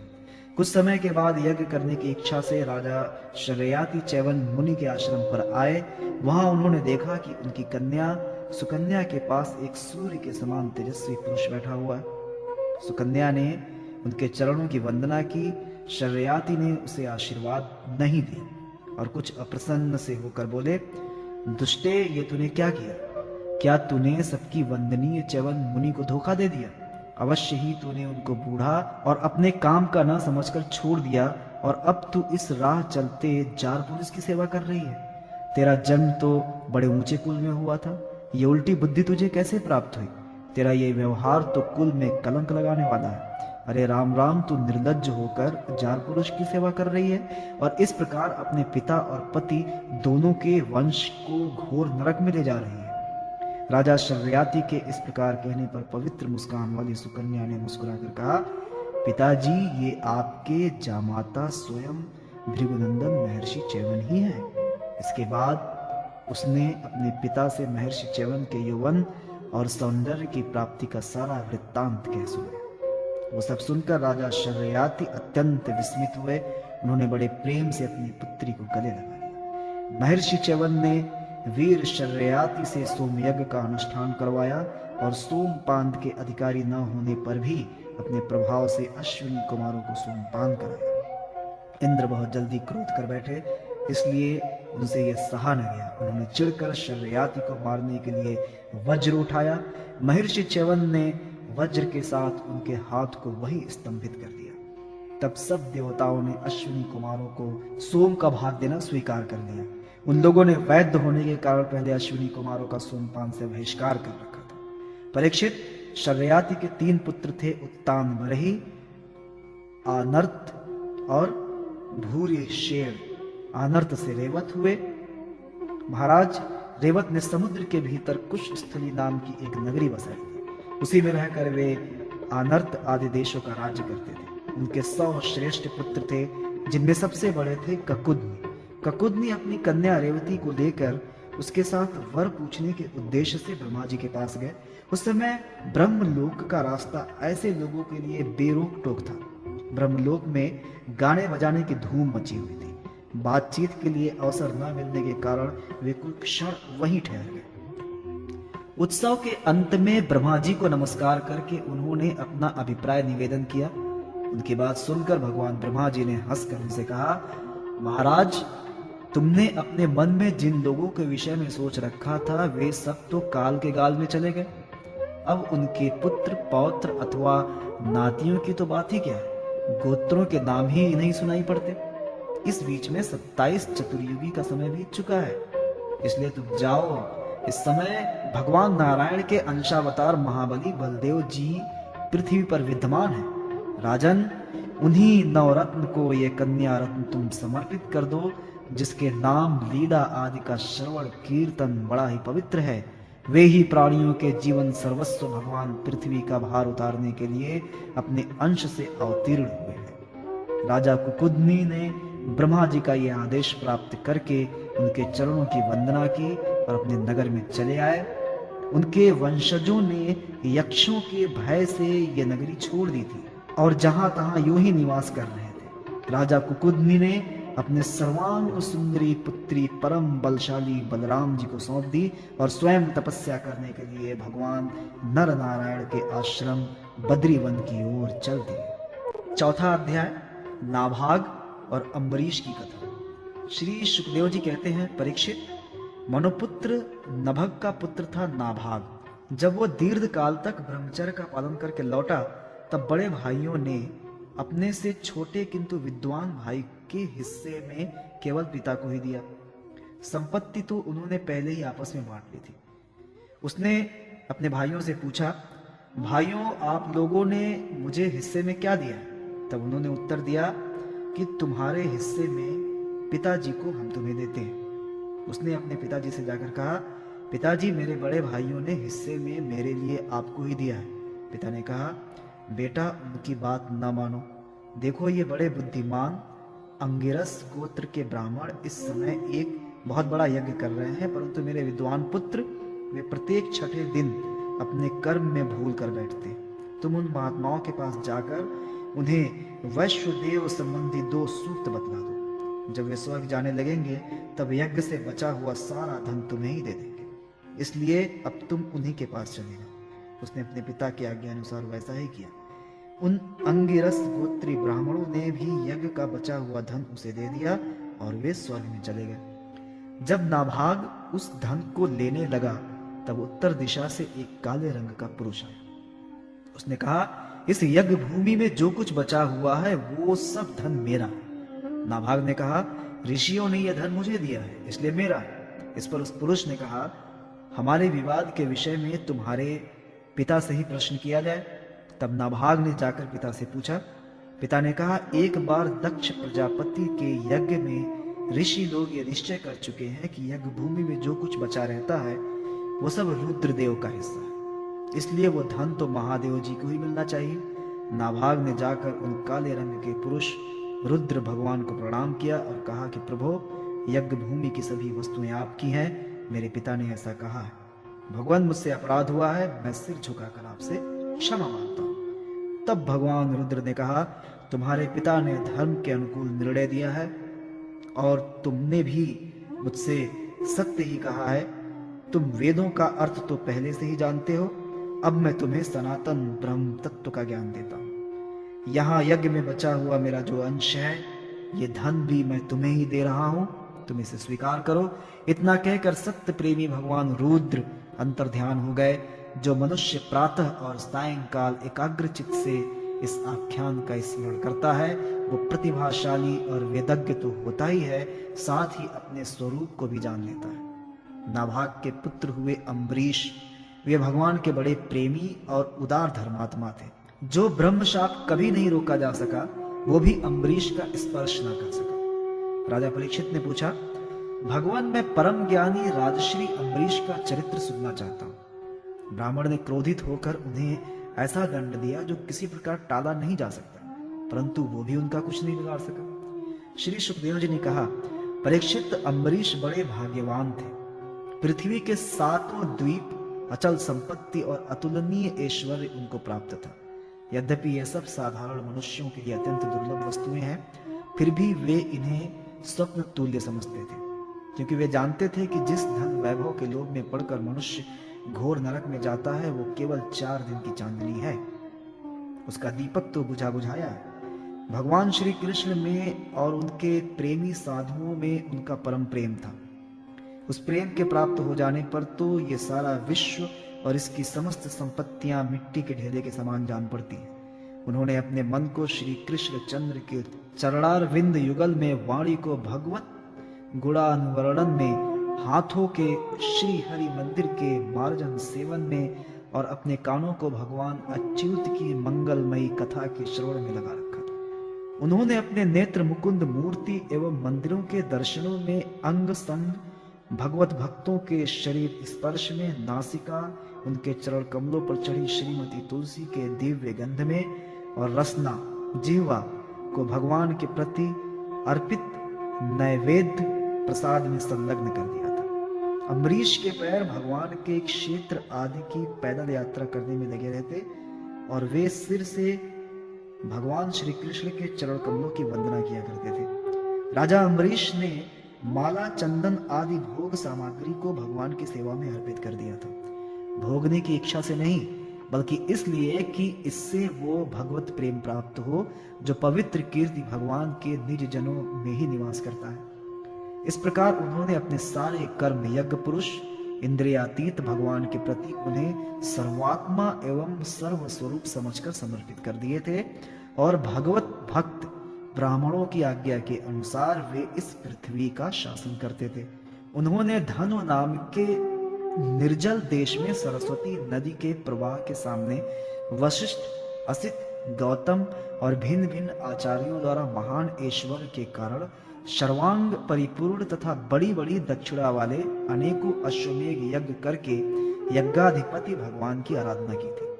उनके यज्ञों में देवताओं के साथ जब सदस्य और ऋत्विज बैठ जाते थे तब उनकी पलकें नहीं पड़ती थी और वे अपने सुंदर वस्त्र और वैसे ही रूप के कारण देवताओं के समान दिखाई पड़ते थे।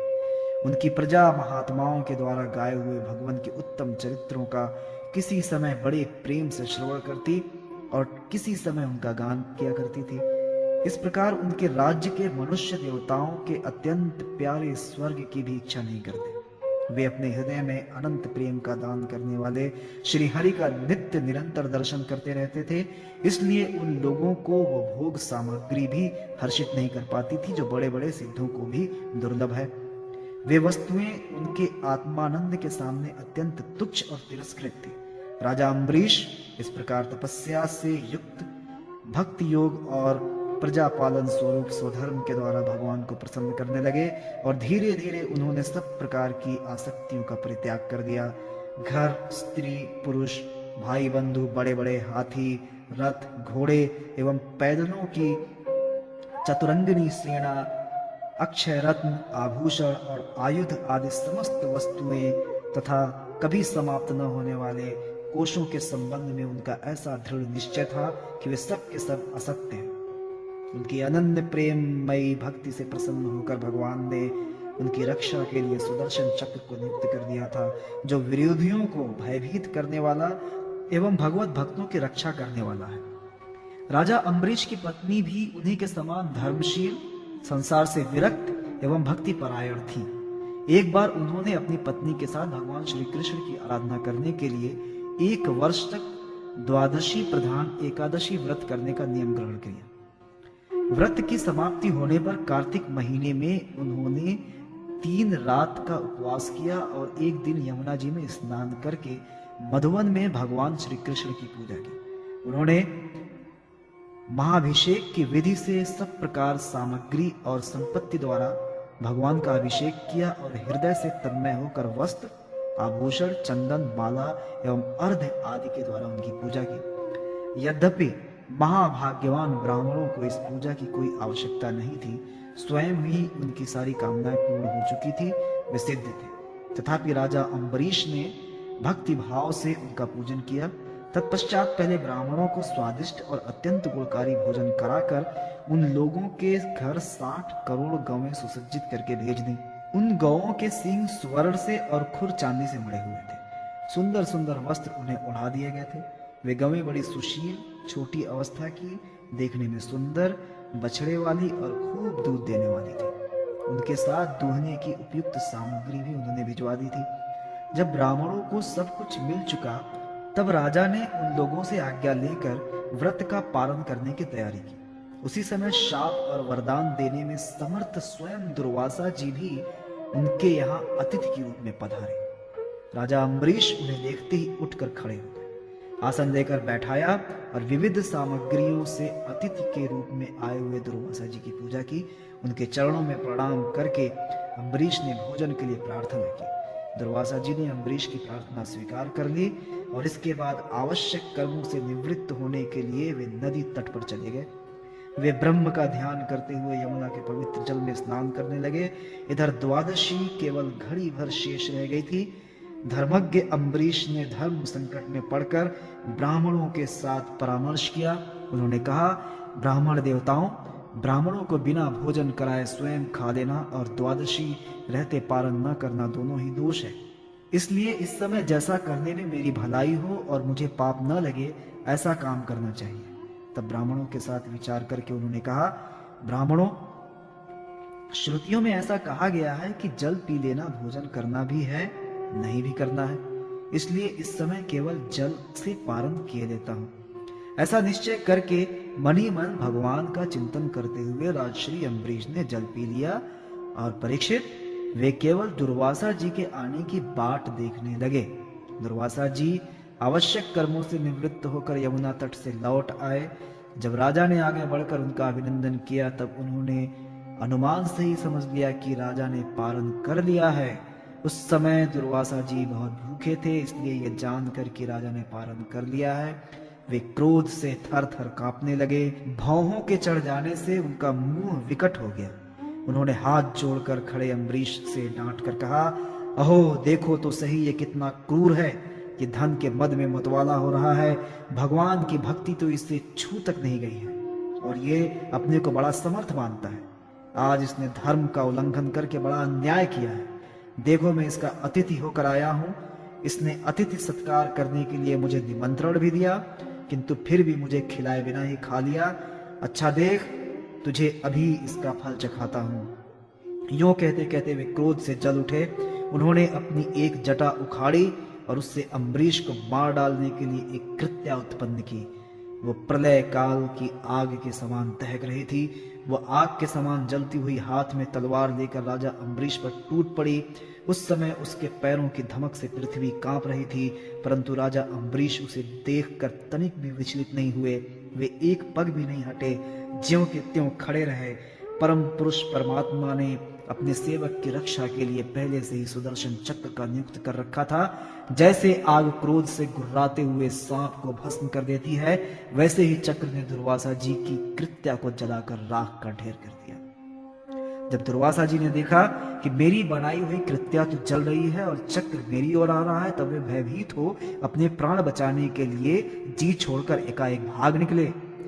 जैसे ऊंची ऊंची लपटों वाला दावानल सांप के पीछे दौड़ता है, वैसे ही भगवान का चक्र उनके पीछे पीछे दौड़ने लगा। जब दुर्वासा जी ने देखा कि चक्र तो मेरे पीछे लग गया है, तब सुमेरु पर्वत की गुफा में प्रवेश करने के लिए उसी की ओर दौड़ पड़े। दुर्वासा जी दिशा, आकाश, पृथ्वी, अतल वितल और नीचे के लोक, समुद्र, लोकपाल और उनके द्वारा सुरक्षित लोक एवं स्वर्ग में गए। परंतु जहां जहां वे गए वहीं वहीं उन्होंने असह्य तेज वाले सुदर्शन चक्र को अपने पीछे लगा देखा। जब उन्हें कहीं भी कोई रक्षक न मिला, तब वे और भी डर गए। अपने लिए त्राण ढूंढते हुए वे देव शिरोमणि ब्रह्मा जी के पास गए और बोले, ब्रह्मा जी आप स्वयंभू हैं, भगवान के इस तेजो में चक्र से मेरी रक्षा कीजिए। ब्रह्मा जी ने कहा, जब मेरी 2 परार्ध की आयु समाप्त होगी और काल स्वरूप भगवान अपनी ये सृष्टि लीला समेटने लगेंगे और इस जगत को जलाना चाहेंगे, उस समय उनके भूभंग मात्र से ये सारा संसार और मेरा ये लोक भी लीन हो जाएगा।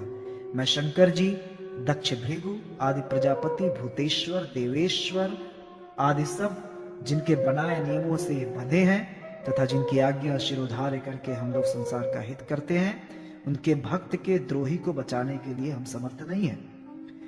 जब ब्रह्मा जी ने इस प्रकार दुर्वासा को निराश कर दिया, तब भगवान के चक्र से संतप्त होकर वे कैलाशवासी भगवान शंकर की शरण में। श्री महादेव जी ने कहा, दुर्वासा जी, जिन अनंत परमेश्वर में ब्रह्मा जैसे जीव और उनके उपाधिभूत कोश इस ब्रह्मांड के समान ही अनेकों ब्रह्मांड समय पर पैदा होते हैं और समय आने पर फिर उनका पता भी नहीं चलता, जिसमें हमारे जैसे हजारों चक्कर काटते रहते हैं, उस प्रभु के संबंध में हम कुछ भी करने की सामर्थ्य नहीं रखते। मैं सनत कुमार, नारद, भगवान ब्रह्मा, कपिल देव, अपांतरतम, देवल, धर्म, आसुरी तथा मरीच आदि दूसरे सर्वज्ञ सिद्धेश्वर, ये हम सभी भगवान की माया को नहीं जान सकते, क्योंकि हम उसी माया के घेरे में हैं। ये चक्र उन विश्वेश्वर का शस्त्र है, ये हम लोगों के लिए असह्य है। तुम उन्हीं के शरण में जाओ, वे भगवान ही तुम्हारा मंगल करेंगे।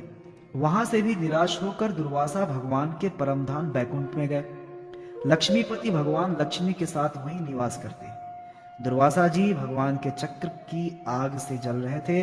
वे कांपते हुए भगवान के चरणों पर गिर पड़े।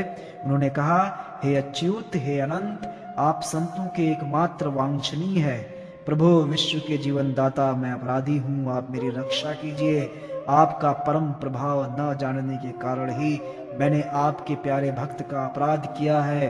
प्रभु आप मुझे उससे बचाइए। आपके तो नाम का ही उच्चारण करने से नार की जीव भी मुक्त हो जाता है। श्री भगवान ने कहा, दुर्वासा जी, मैं सर्वथा भक्तों के अधीन हूँ, मुझ में तनिक भी स्वतंत्रता नहीं है। मेरे सीधे साधे सरल भक्तों ने मेरे हृदय को अपने हाथ में कर रखा है। भक्तजन मुझसे प्यार करते हैं और मैं उनसे। ब्राह्मण अपने भक्तों को एकमात्र आश्रय मैं ही हूँ। इसीलिए अपने साधु स्वभाव भक्तों को छोड़कर मैं न तो अपने आप को चाहता हूँ और न अपनी अर्धांगिनी विनाश रहित लक्ष्मी को। जो भक्त स्त्री पुत्र गृह गुरुजन प्राण धन यह लोक और परलोक सबको छोड़कर केवल मेरी शरण में आ गए हैं, उन्हें छोड़ने का संकल्प भी मैं कैसे कर सकता हूँ। जैसे सती स्त्री अपने पातिव्रत से सदाचारी पति को वश में कर लेती है, वैसे ही मेरे साथ अपने हृदय को प्रेम बंधन से बांध रखने वाले समदर्शी साधु भक्ति के द्वारा मुझे अपने वश में कर लेते हैं। मेरे अनन्य प्रेमी भक्त सेवा से ही अपने को परिपूर्ण कृतकृत्य मानते हैं। मेरी सेवा के फलस्वरूप जब उन्हें सालोक्य सारूप्य आदि मुक्तियां प्राप्त होती हैं, तब वे उन्हें भी स्वीकार करना नहीं चाहते। फिर समय के फेर से नष्ट हो जाने वाली वस्तुओं की तो बात ही क्या। दुर्वासा जी, मैं आपसे और क्या कहूं। मेरे प्रेमी भक्त तो मेरे हृदय हैं और उन प्रेमी हृदयों का हृदय मैं स्वयं हूं। वे मेरे अतिरिक्त और कुछ भी नहीं जानते तथा मैं उनके अतिरिक्त और कुछ भी नहीं जानता। दुर्वासा जी सुनिए, मैं आपको एक उपाय बताता हूं जिसका अनिष्ट करने से आपको इस विपत्ति में पड़ना पड़ा है। आप उसी के पास जाइए। निरपराध साधुओं के अनिष्ट की चेष्टा से अनिष्ट करने वालों का ही अमंगल होता है। इसमें संदेह नहीं कि ब्राह्मणों के लिए तपस्या और विधा परम कल्याण के साधन है, परंतु यदि ब्राह्मण उद्दंड और अन्यायी हो जाए तो वे ही दोनों उल्टा फल देने लगते हैं। दुर्वासा जी, आपका कल्याण हो। आप नाभाग नंदन परम भाग्यशाली राजा अम्बरीश के पास जाइए और उनसे क्षमा मांगिए, तब आपको शांति मिलेगी। 5वां अध्याय, दुर्वासा जी की दुख निवृत्ति। श्री सुखदेव जी कहते हैं, परीक्षित, जब भगवान ने इस प्रकार आज्ञा दी तब सुदर्शन चक्र की ज्वाला से जलते हुए दुर्वासा लौटकर राजा अम्बरीश के पास आए और उन्होंने अत्यंत दुखी होकर राजा के पैर पकड़ लिए। दुर्वासा जी की ये चेष्टा देखकर और उनके चरण पकड़ने से लज्जित होकर राजा अम्बरीश भगवान के चक्र की स्तुति करने लगे। उस समय उनका हृदय दयावश अत्यंत पीड़ित हो रहा था। अम्बरीश ने कहा, प्रभो सुदर्शन, आप अग्नि स्वरूप हैं। आप ही परम समर्थ सूर्य हैं। समस्त नक्षत्र मंडल के अधिपति चंद्रमा भी आपके स्वरूप है। जल पृथ्वी आकाश वायु पंचतन मात्रा और संपूर्ण इंद्रियों के रूप में भी आप ही हैं। भगवान के प्यारे 1000 दांत वाले चक्रदेव, मैं आपको नमस्कार करता हूँ। समस्त अस्त्र शस्त्रों को नष्ट कर देने वाले एवं पृथ्वी के रक्षक, आप इन ब्राह्मण की रक्षा कीजिए। आप ही धर्म है, मधुर एवं सत्यवाणी है। आप ही समस्त यज्ञों के अधिपति एवं स्वयं यज्ञ भी हैं। आप समस्त लोकों के रक्षक एवं सर्वलोक स्वरूप भी हैं। आप परम पुरुष परमात्मा के श्रेष्ठ तेज हैं। सुनाब, आप समस्त धर्मों के मर्यादा के रक्षक हैं। अधर्म का आचरण करने वाले असुरों को भस्म करने के लिए आप साक्षात अग्नि हैं। आप ही तीनों लोकों के रक्षक एवं विशुद्ध तेजोमय हैं। आपकी गति मन के वेग के समान है और आपके कर्म अद्भुत हैं। मैं आपको नमस्कार करता हूँ, आपकी स्तुति करता हूँ।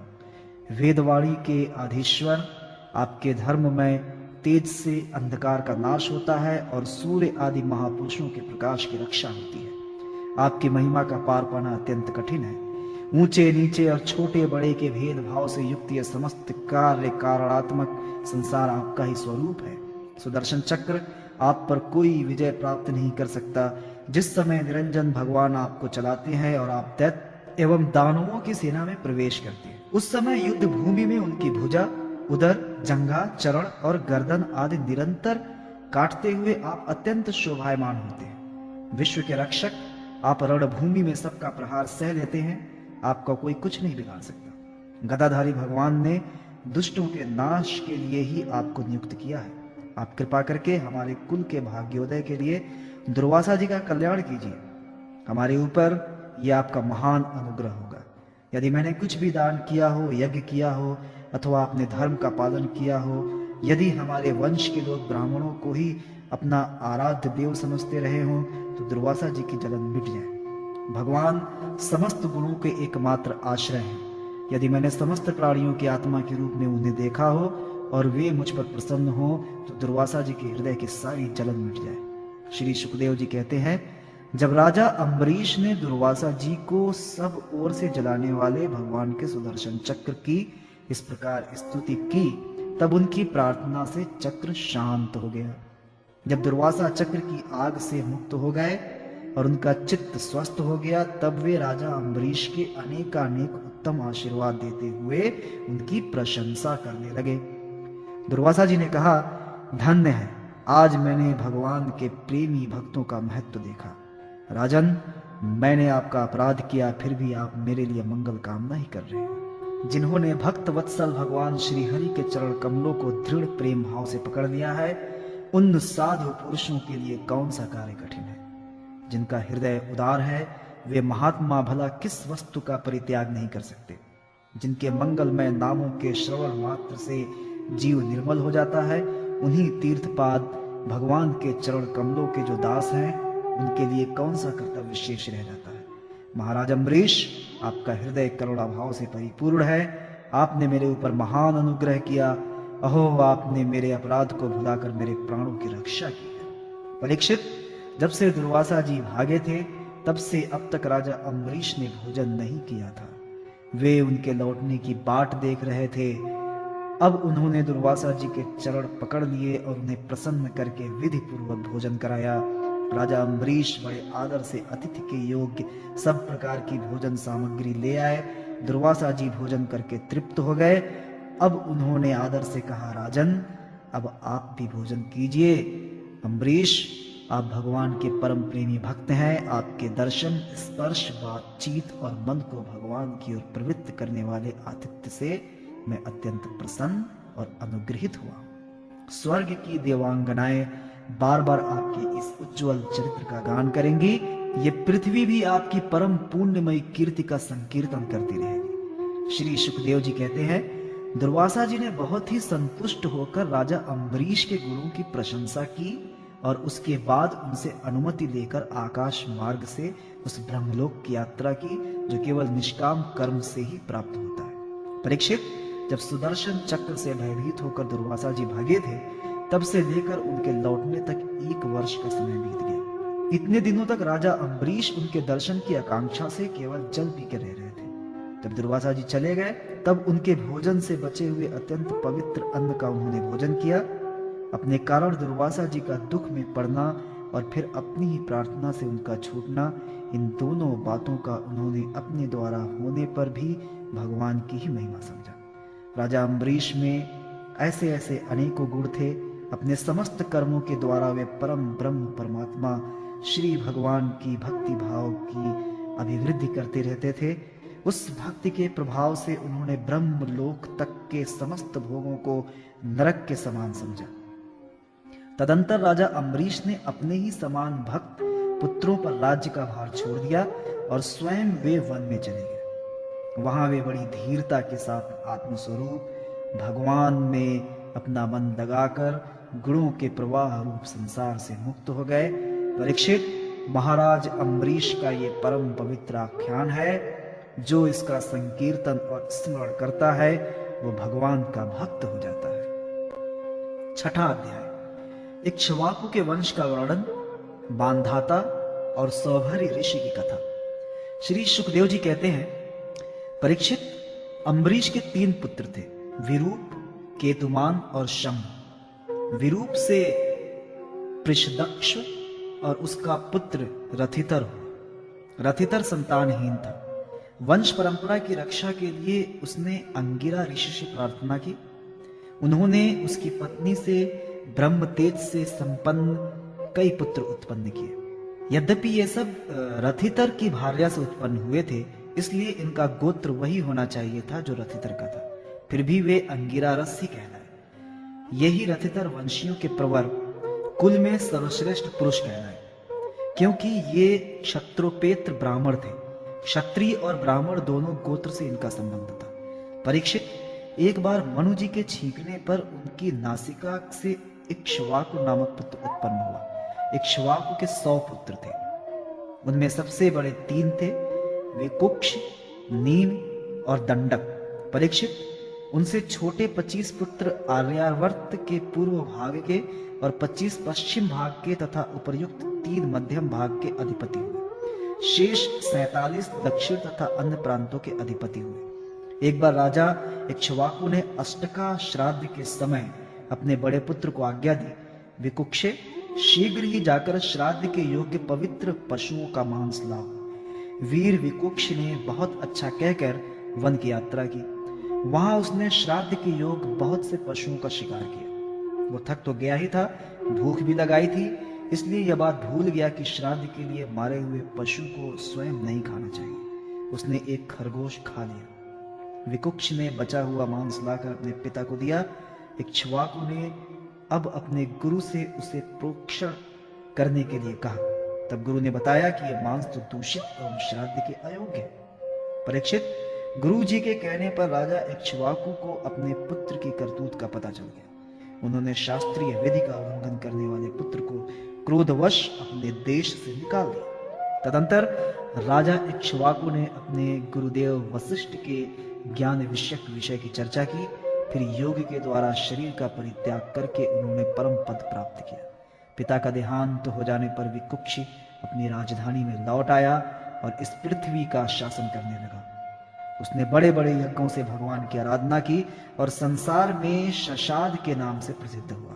विकुक्ष के पुत्र का नाम था पुरंजय। उसी को कोई इंद्रवा और कोई कुकुत्स्थ कहते हैं। जिन कर्मों के कारण उनके ये नाम पड़े थे उन्हें सुनो। सत्ययुग के अंत में देवताओं का दानवों के साथ घोर संग्राम हुआ। उसमें सब के सब देवता दैत्यों से हार गए। तब उन्होंने वीर पुरंजय को सहायता के लिए अपना मित्र बनाया। पुरंजय ने कहा कि यदि देवराज इंद्र मेरे वाहन बने तो मैं युद्ध कर सकता हूं। पहले तो इंद्र ने अस्वीकार कर दिया, परंतु देवताओं के आराध्य देव सर्वशक्तिमान विश्वात्मा भगवान की बात मानकर पीछे वे एक बड़े भारी बैल बन गए। सर्वांतरयामी भगवान विष्णु ने अपनी शक्ति से पुरंजय को भर दिया। उन्होंने कवच पहनकर दिव्य धनुष और तीखे बाण ग्रहण किए। इसके बाद बैल पर चढ़कर वे उसके कुकुद डील के पास बैठ गए। जब इस प्रकार वे युद्ध के लिए तत्पर हुए तब देवता उनकी स्तुति करने लगे। देवताओं का साथ लेकर उन्होंने पश्चिम की ओर से दैत्यों का नगर घेर लिया। वीर पुरंजय का दैत्यों के साथ अत्यंत रोमांचकारी घोर संग्राम हुआ। युद्ध में जो जो दैत्य उनके सामने आए, पुरंजय ने वाणों के द्वारा उन्हें यमराज के हवाले कर दिया। उनके वाणों की वर्षा क्या थी? प्रलय काल की धधकती हुई आग थी। जो भी उसके सामने आता छिन्न भिन्न हो जाता। दैत्यों का साहस जाता रहा। वे रणभूमि छोड़कर अपने अपने घरों में घुस गए। पुरंजय ने उनका नगर, धन और ऐश्वर्य सब कुछ जीतकर इंद्र को दे दिया। इसी से उस राजश्री को पुर जीतने के कारण पुरंजय, इंद्र को वाहन बनाने के कारण इंद्रवा और बैल के कुकुद पर बैठने के कारण कुकुत्स कहा जाता है। पुरंजय का पुत्र था अनेना। उसका पुत्र पृथु हुआ। पृथु के विश्वरंध, उसके चंद्र और चंद्र के युवनाशु। युवनाशु के पुत्र हुए शाबस्त, जिन्होंने शाबस्तीपुरी बसाई। शाबस्त के बृहदाश्व और उसके कुवलयाश्व हुए। ये बड़े बली थे। उन्होंने उत्तंक ऋषि को प्रसन्न करने के लिए अपने 21,000 पुत्रों को साथ लेकर धुंधु नामक दैत्य का वध किया। इसी से उनका नाम हुआ धुंधुमार। धुंधु दैत्य के मुख की आग से उनके सब पुत्र जल गए। केवल 3 ही शेष बचे। परीक्षित बचे हुए पुत्रों के नाम थे धृणाश्व, कपिलाश्व एवं भद्राश्व। धृणाश्व से हर्यश्व और उससे निकुंभ का जन्म हुआ। निकुंभ के भरणाश्व, उसके कुशाश्व, कुशाश्व के सेनजित और सेनजित के युवनाश्व नामक पुत्र हुआ। युवनाश्व संतानहीन था, इसलिए वो बहुत दुखी होकर अपनी 100 स्त्रियों के साथ वन में चला गया। वहां ऋषियों ने बड़ी कृपा करके युवनाश्व से पुत्र प्राप्ति के लिए बड़ी एकाग्रता के साथ इंद्र देवता का यज्ञ कराया। एक दिन राजा युवनाश्व को रात्रि के समय बड़ी प्यास लगी। वो यज्ञशाला में गया, किंतु वहां देखा कि ऋषि लोग तो सो रहे हैं। तब जल मिलने का कोई उपाय न देखकर उसने वो मंत्र से अभिमंत्रित जल पी लिया।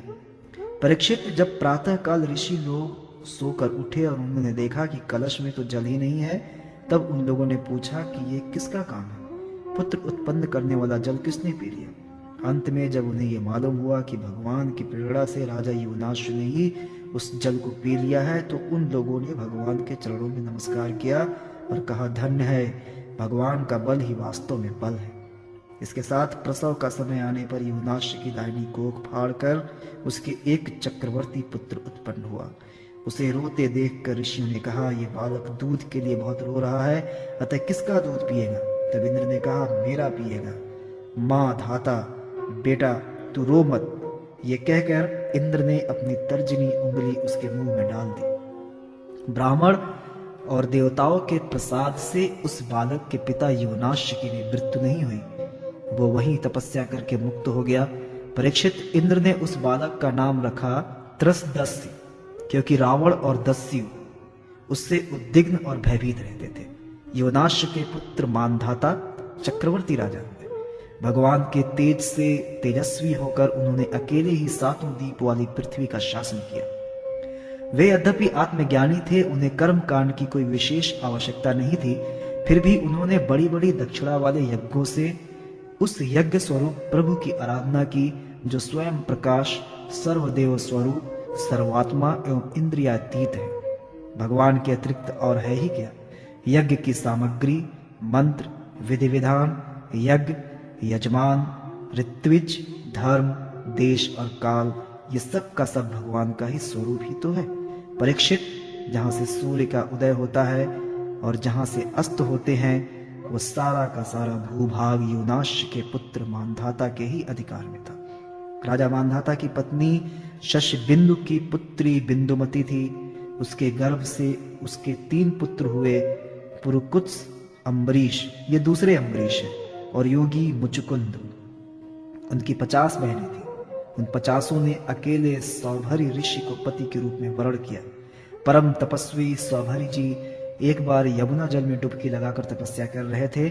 वहां उन्होंने देखा कि एक मत्स्य राज अपनी पत्नियों के साथ बहुत सुखी हो रहा है। उसके इस सुख को देखकर ब्राह्मण सौभरी के मन में भी विवाह करने की इच्छा जग उठी, और उन्होंने राजा मानधाता के पास आकर उनकी 50 कन्याओं से एक सुंदर कन्या मांगी।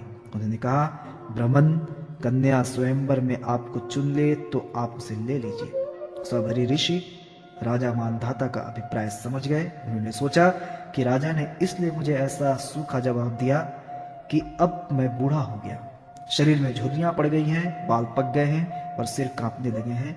अब कोई स्त्री मुझसे प्रेम नहीं कर सकती। अच्छी बात है, मैं अपने को ऐसा सुंदर बनाऊंगा कि राजकन्याएं तो क्या, देवांगनाएं भी मेरे लिए ललायित हो जाएंगी। ऐसा सोचकर समर्थ सौभरी जी ने वैसा ही किया। फिर क्या था, अंतःपुर के रक्षक ने सौभरी मुनि को कन्याओं से सजे सजाए महल में पहुंचा दिया। फिर तो उन 50 राजकन्याओं ने एक सौभरी को ही अपना पति चुन लिया। उन कन्याओं का मन सौभरी जी में इस प्रकार आसक्त हो गया कि वे उनके लिए आपस के प्रेम भाव को तिलांजलि देकर परस्पर कलह करने लगी और एक दूसरे से कहने लगी कि ये तुम्हारे योग्य नहीं, मेरे योग्य है। ऋग्वेदी सौभरी ने उन सभी का पाणी ग्रहण कर लिया।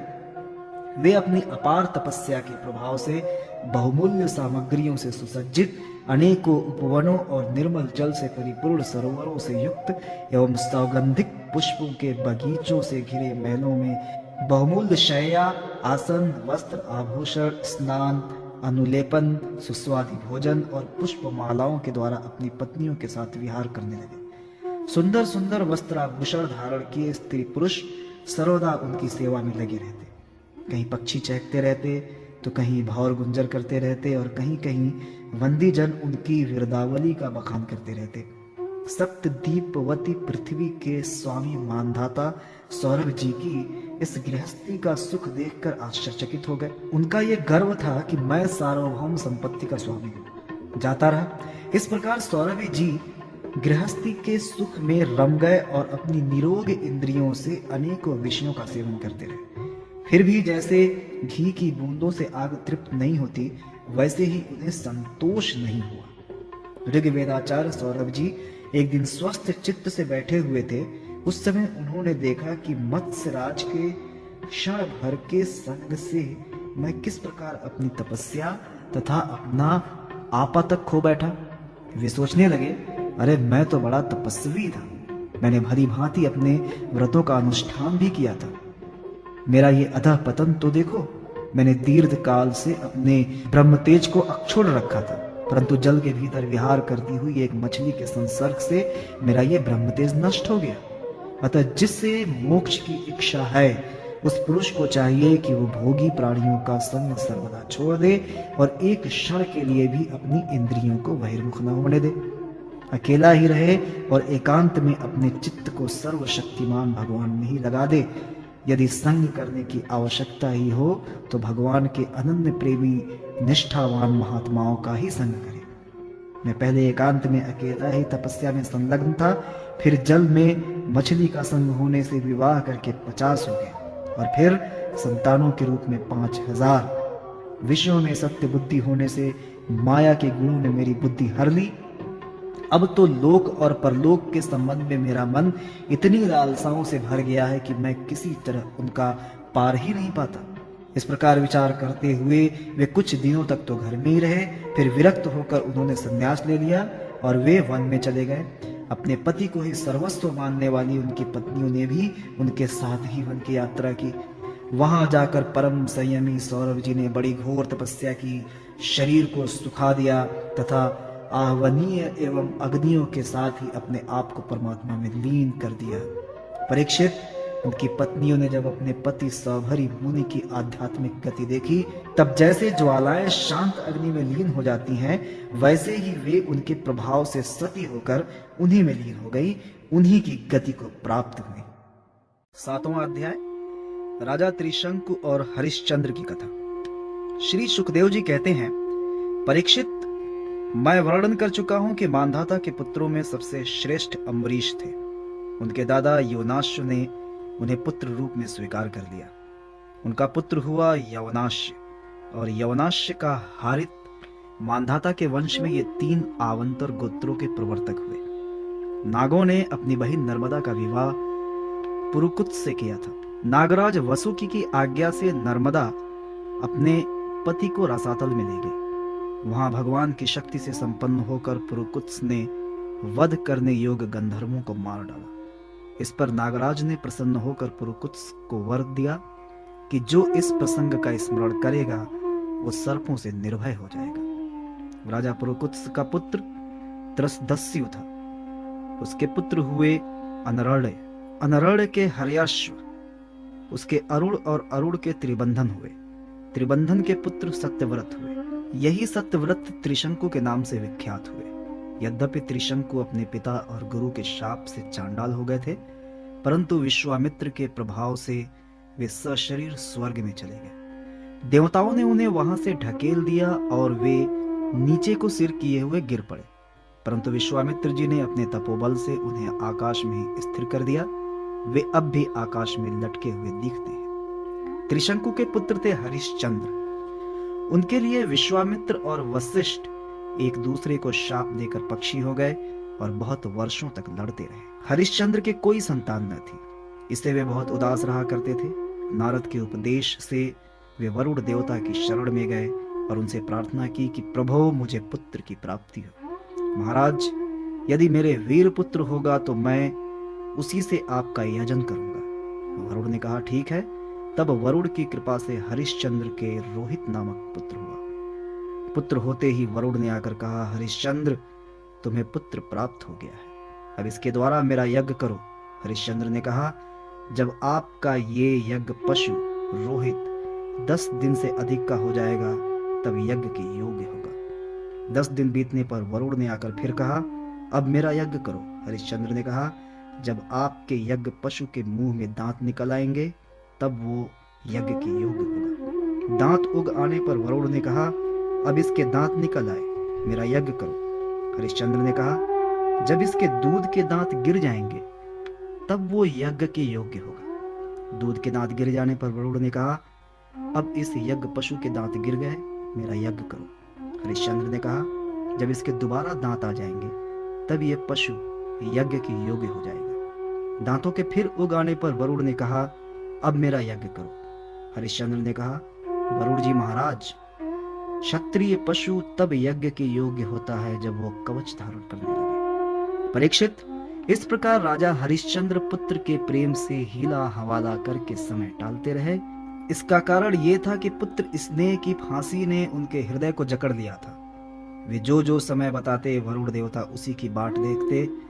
जब रोहित को इस बात का पता चला कि पिता तो मेरा बलिदान करना चाहते हैं, तब वो अपने प्राणों की रक्षा के लिए हाथ में धनुष लेकर वन में चला गया। कुछ दिन के बाद उसे मालूम हुआ कि वरुण देवता ने रुष्ट होकर मेरे पिताजी पर आक्रमण कर दिया है, जिसके कारण वे महोदर रोग से पीड़ित हो गए हैं। तब रोहित अपने नगर की ओर चल पड़ा, परंतु इंद्र ने आकर उसे रोक दिया। उन्होंने कहा, बेटा रोहित, यज्ञ पशु बनकर मरने की अपेक्षा तो पवित्र तीर्थ और क्षेत्रों का सेवन करते हुए पृथ्वी में विचरना ही ज्यादा अच्छा है। इंद्र की बात मानकर वो 1 वर्ष तक और वन में ही रहा। इसी प्रकार दूसरे, तीसरे, चौथे और 5वें वर्ष भी रोहित ने अपने पिता के पास जाने का विचार किया, परंतु बूढ़े ब्राह्मण का वेश धारण कर हर बार इंद्र आते और उसे रोक देते। इस प्रकार 6 वर्ष तक रोहित वन में ही रहा।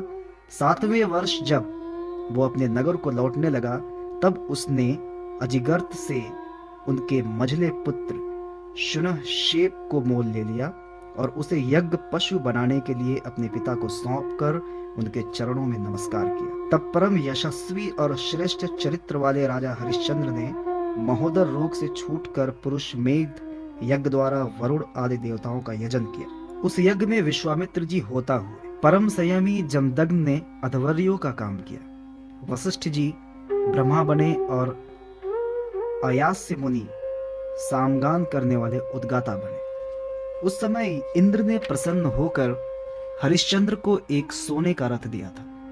परीक्षित, आगे चलकर मैं शुनः शेष का महात्म्य वर्णन करूंगा। हरिश्चंद्र को अपनी पत्नी के साथ सत्य में दृढ़ता पूर्वक देखकर विश्वामित्र जी बहुत प्रसन्न हुए। उन्होंने उन्हें उस ज्ञान का उपदेश किया जिसका कभी नाश नहीं होता।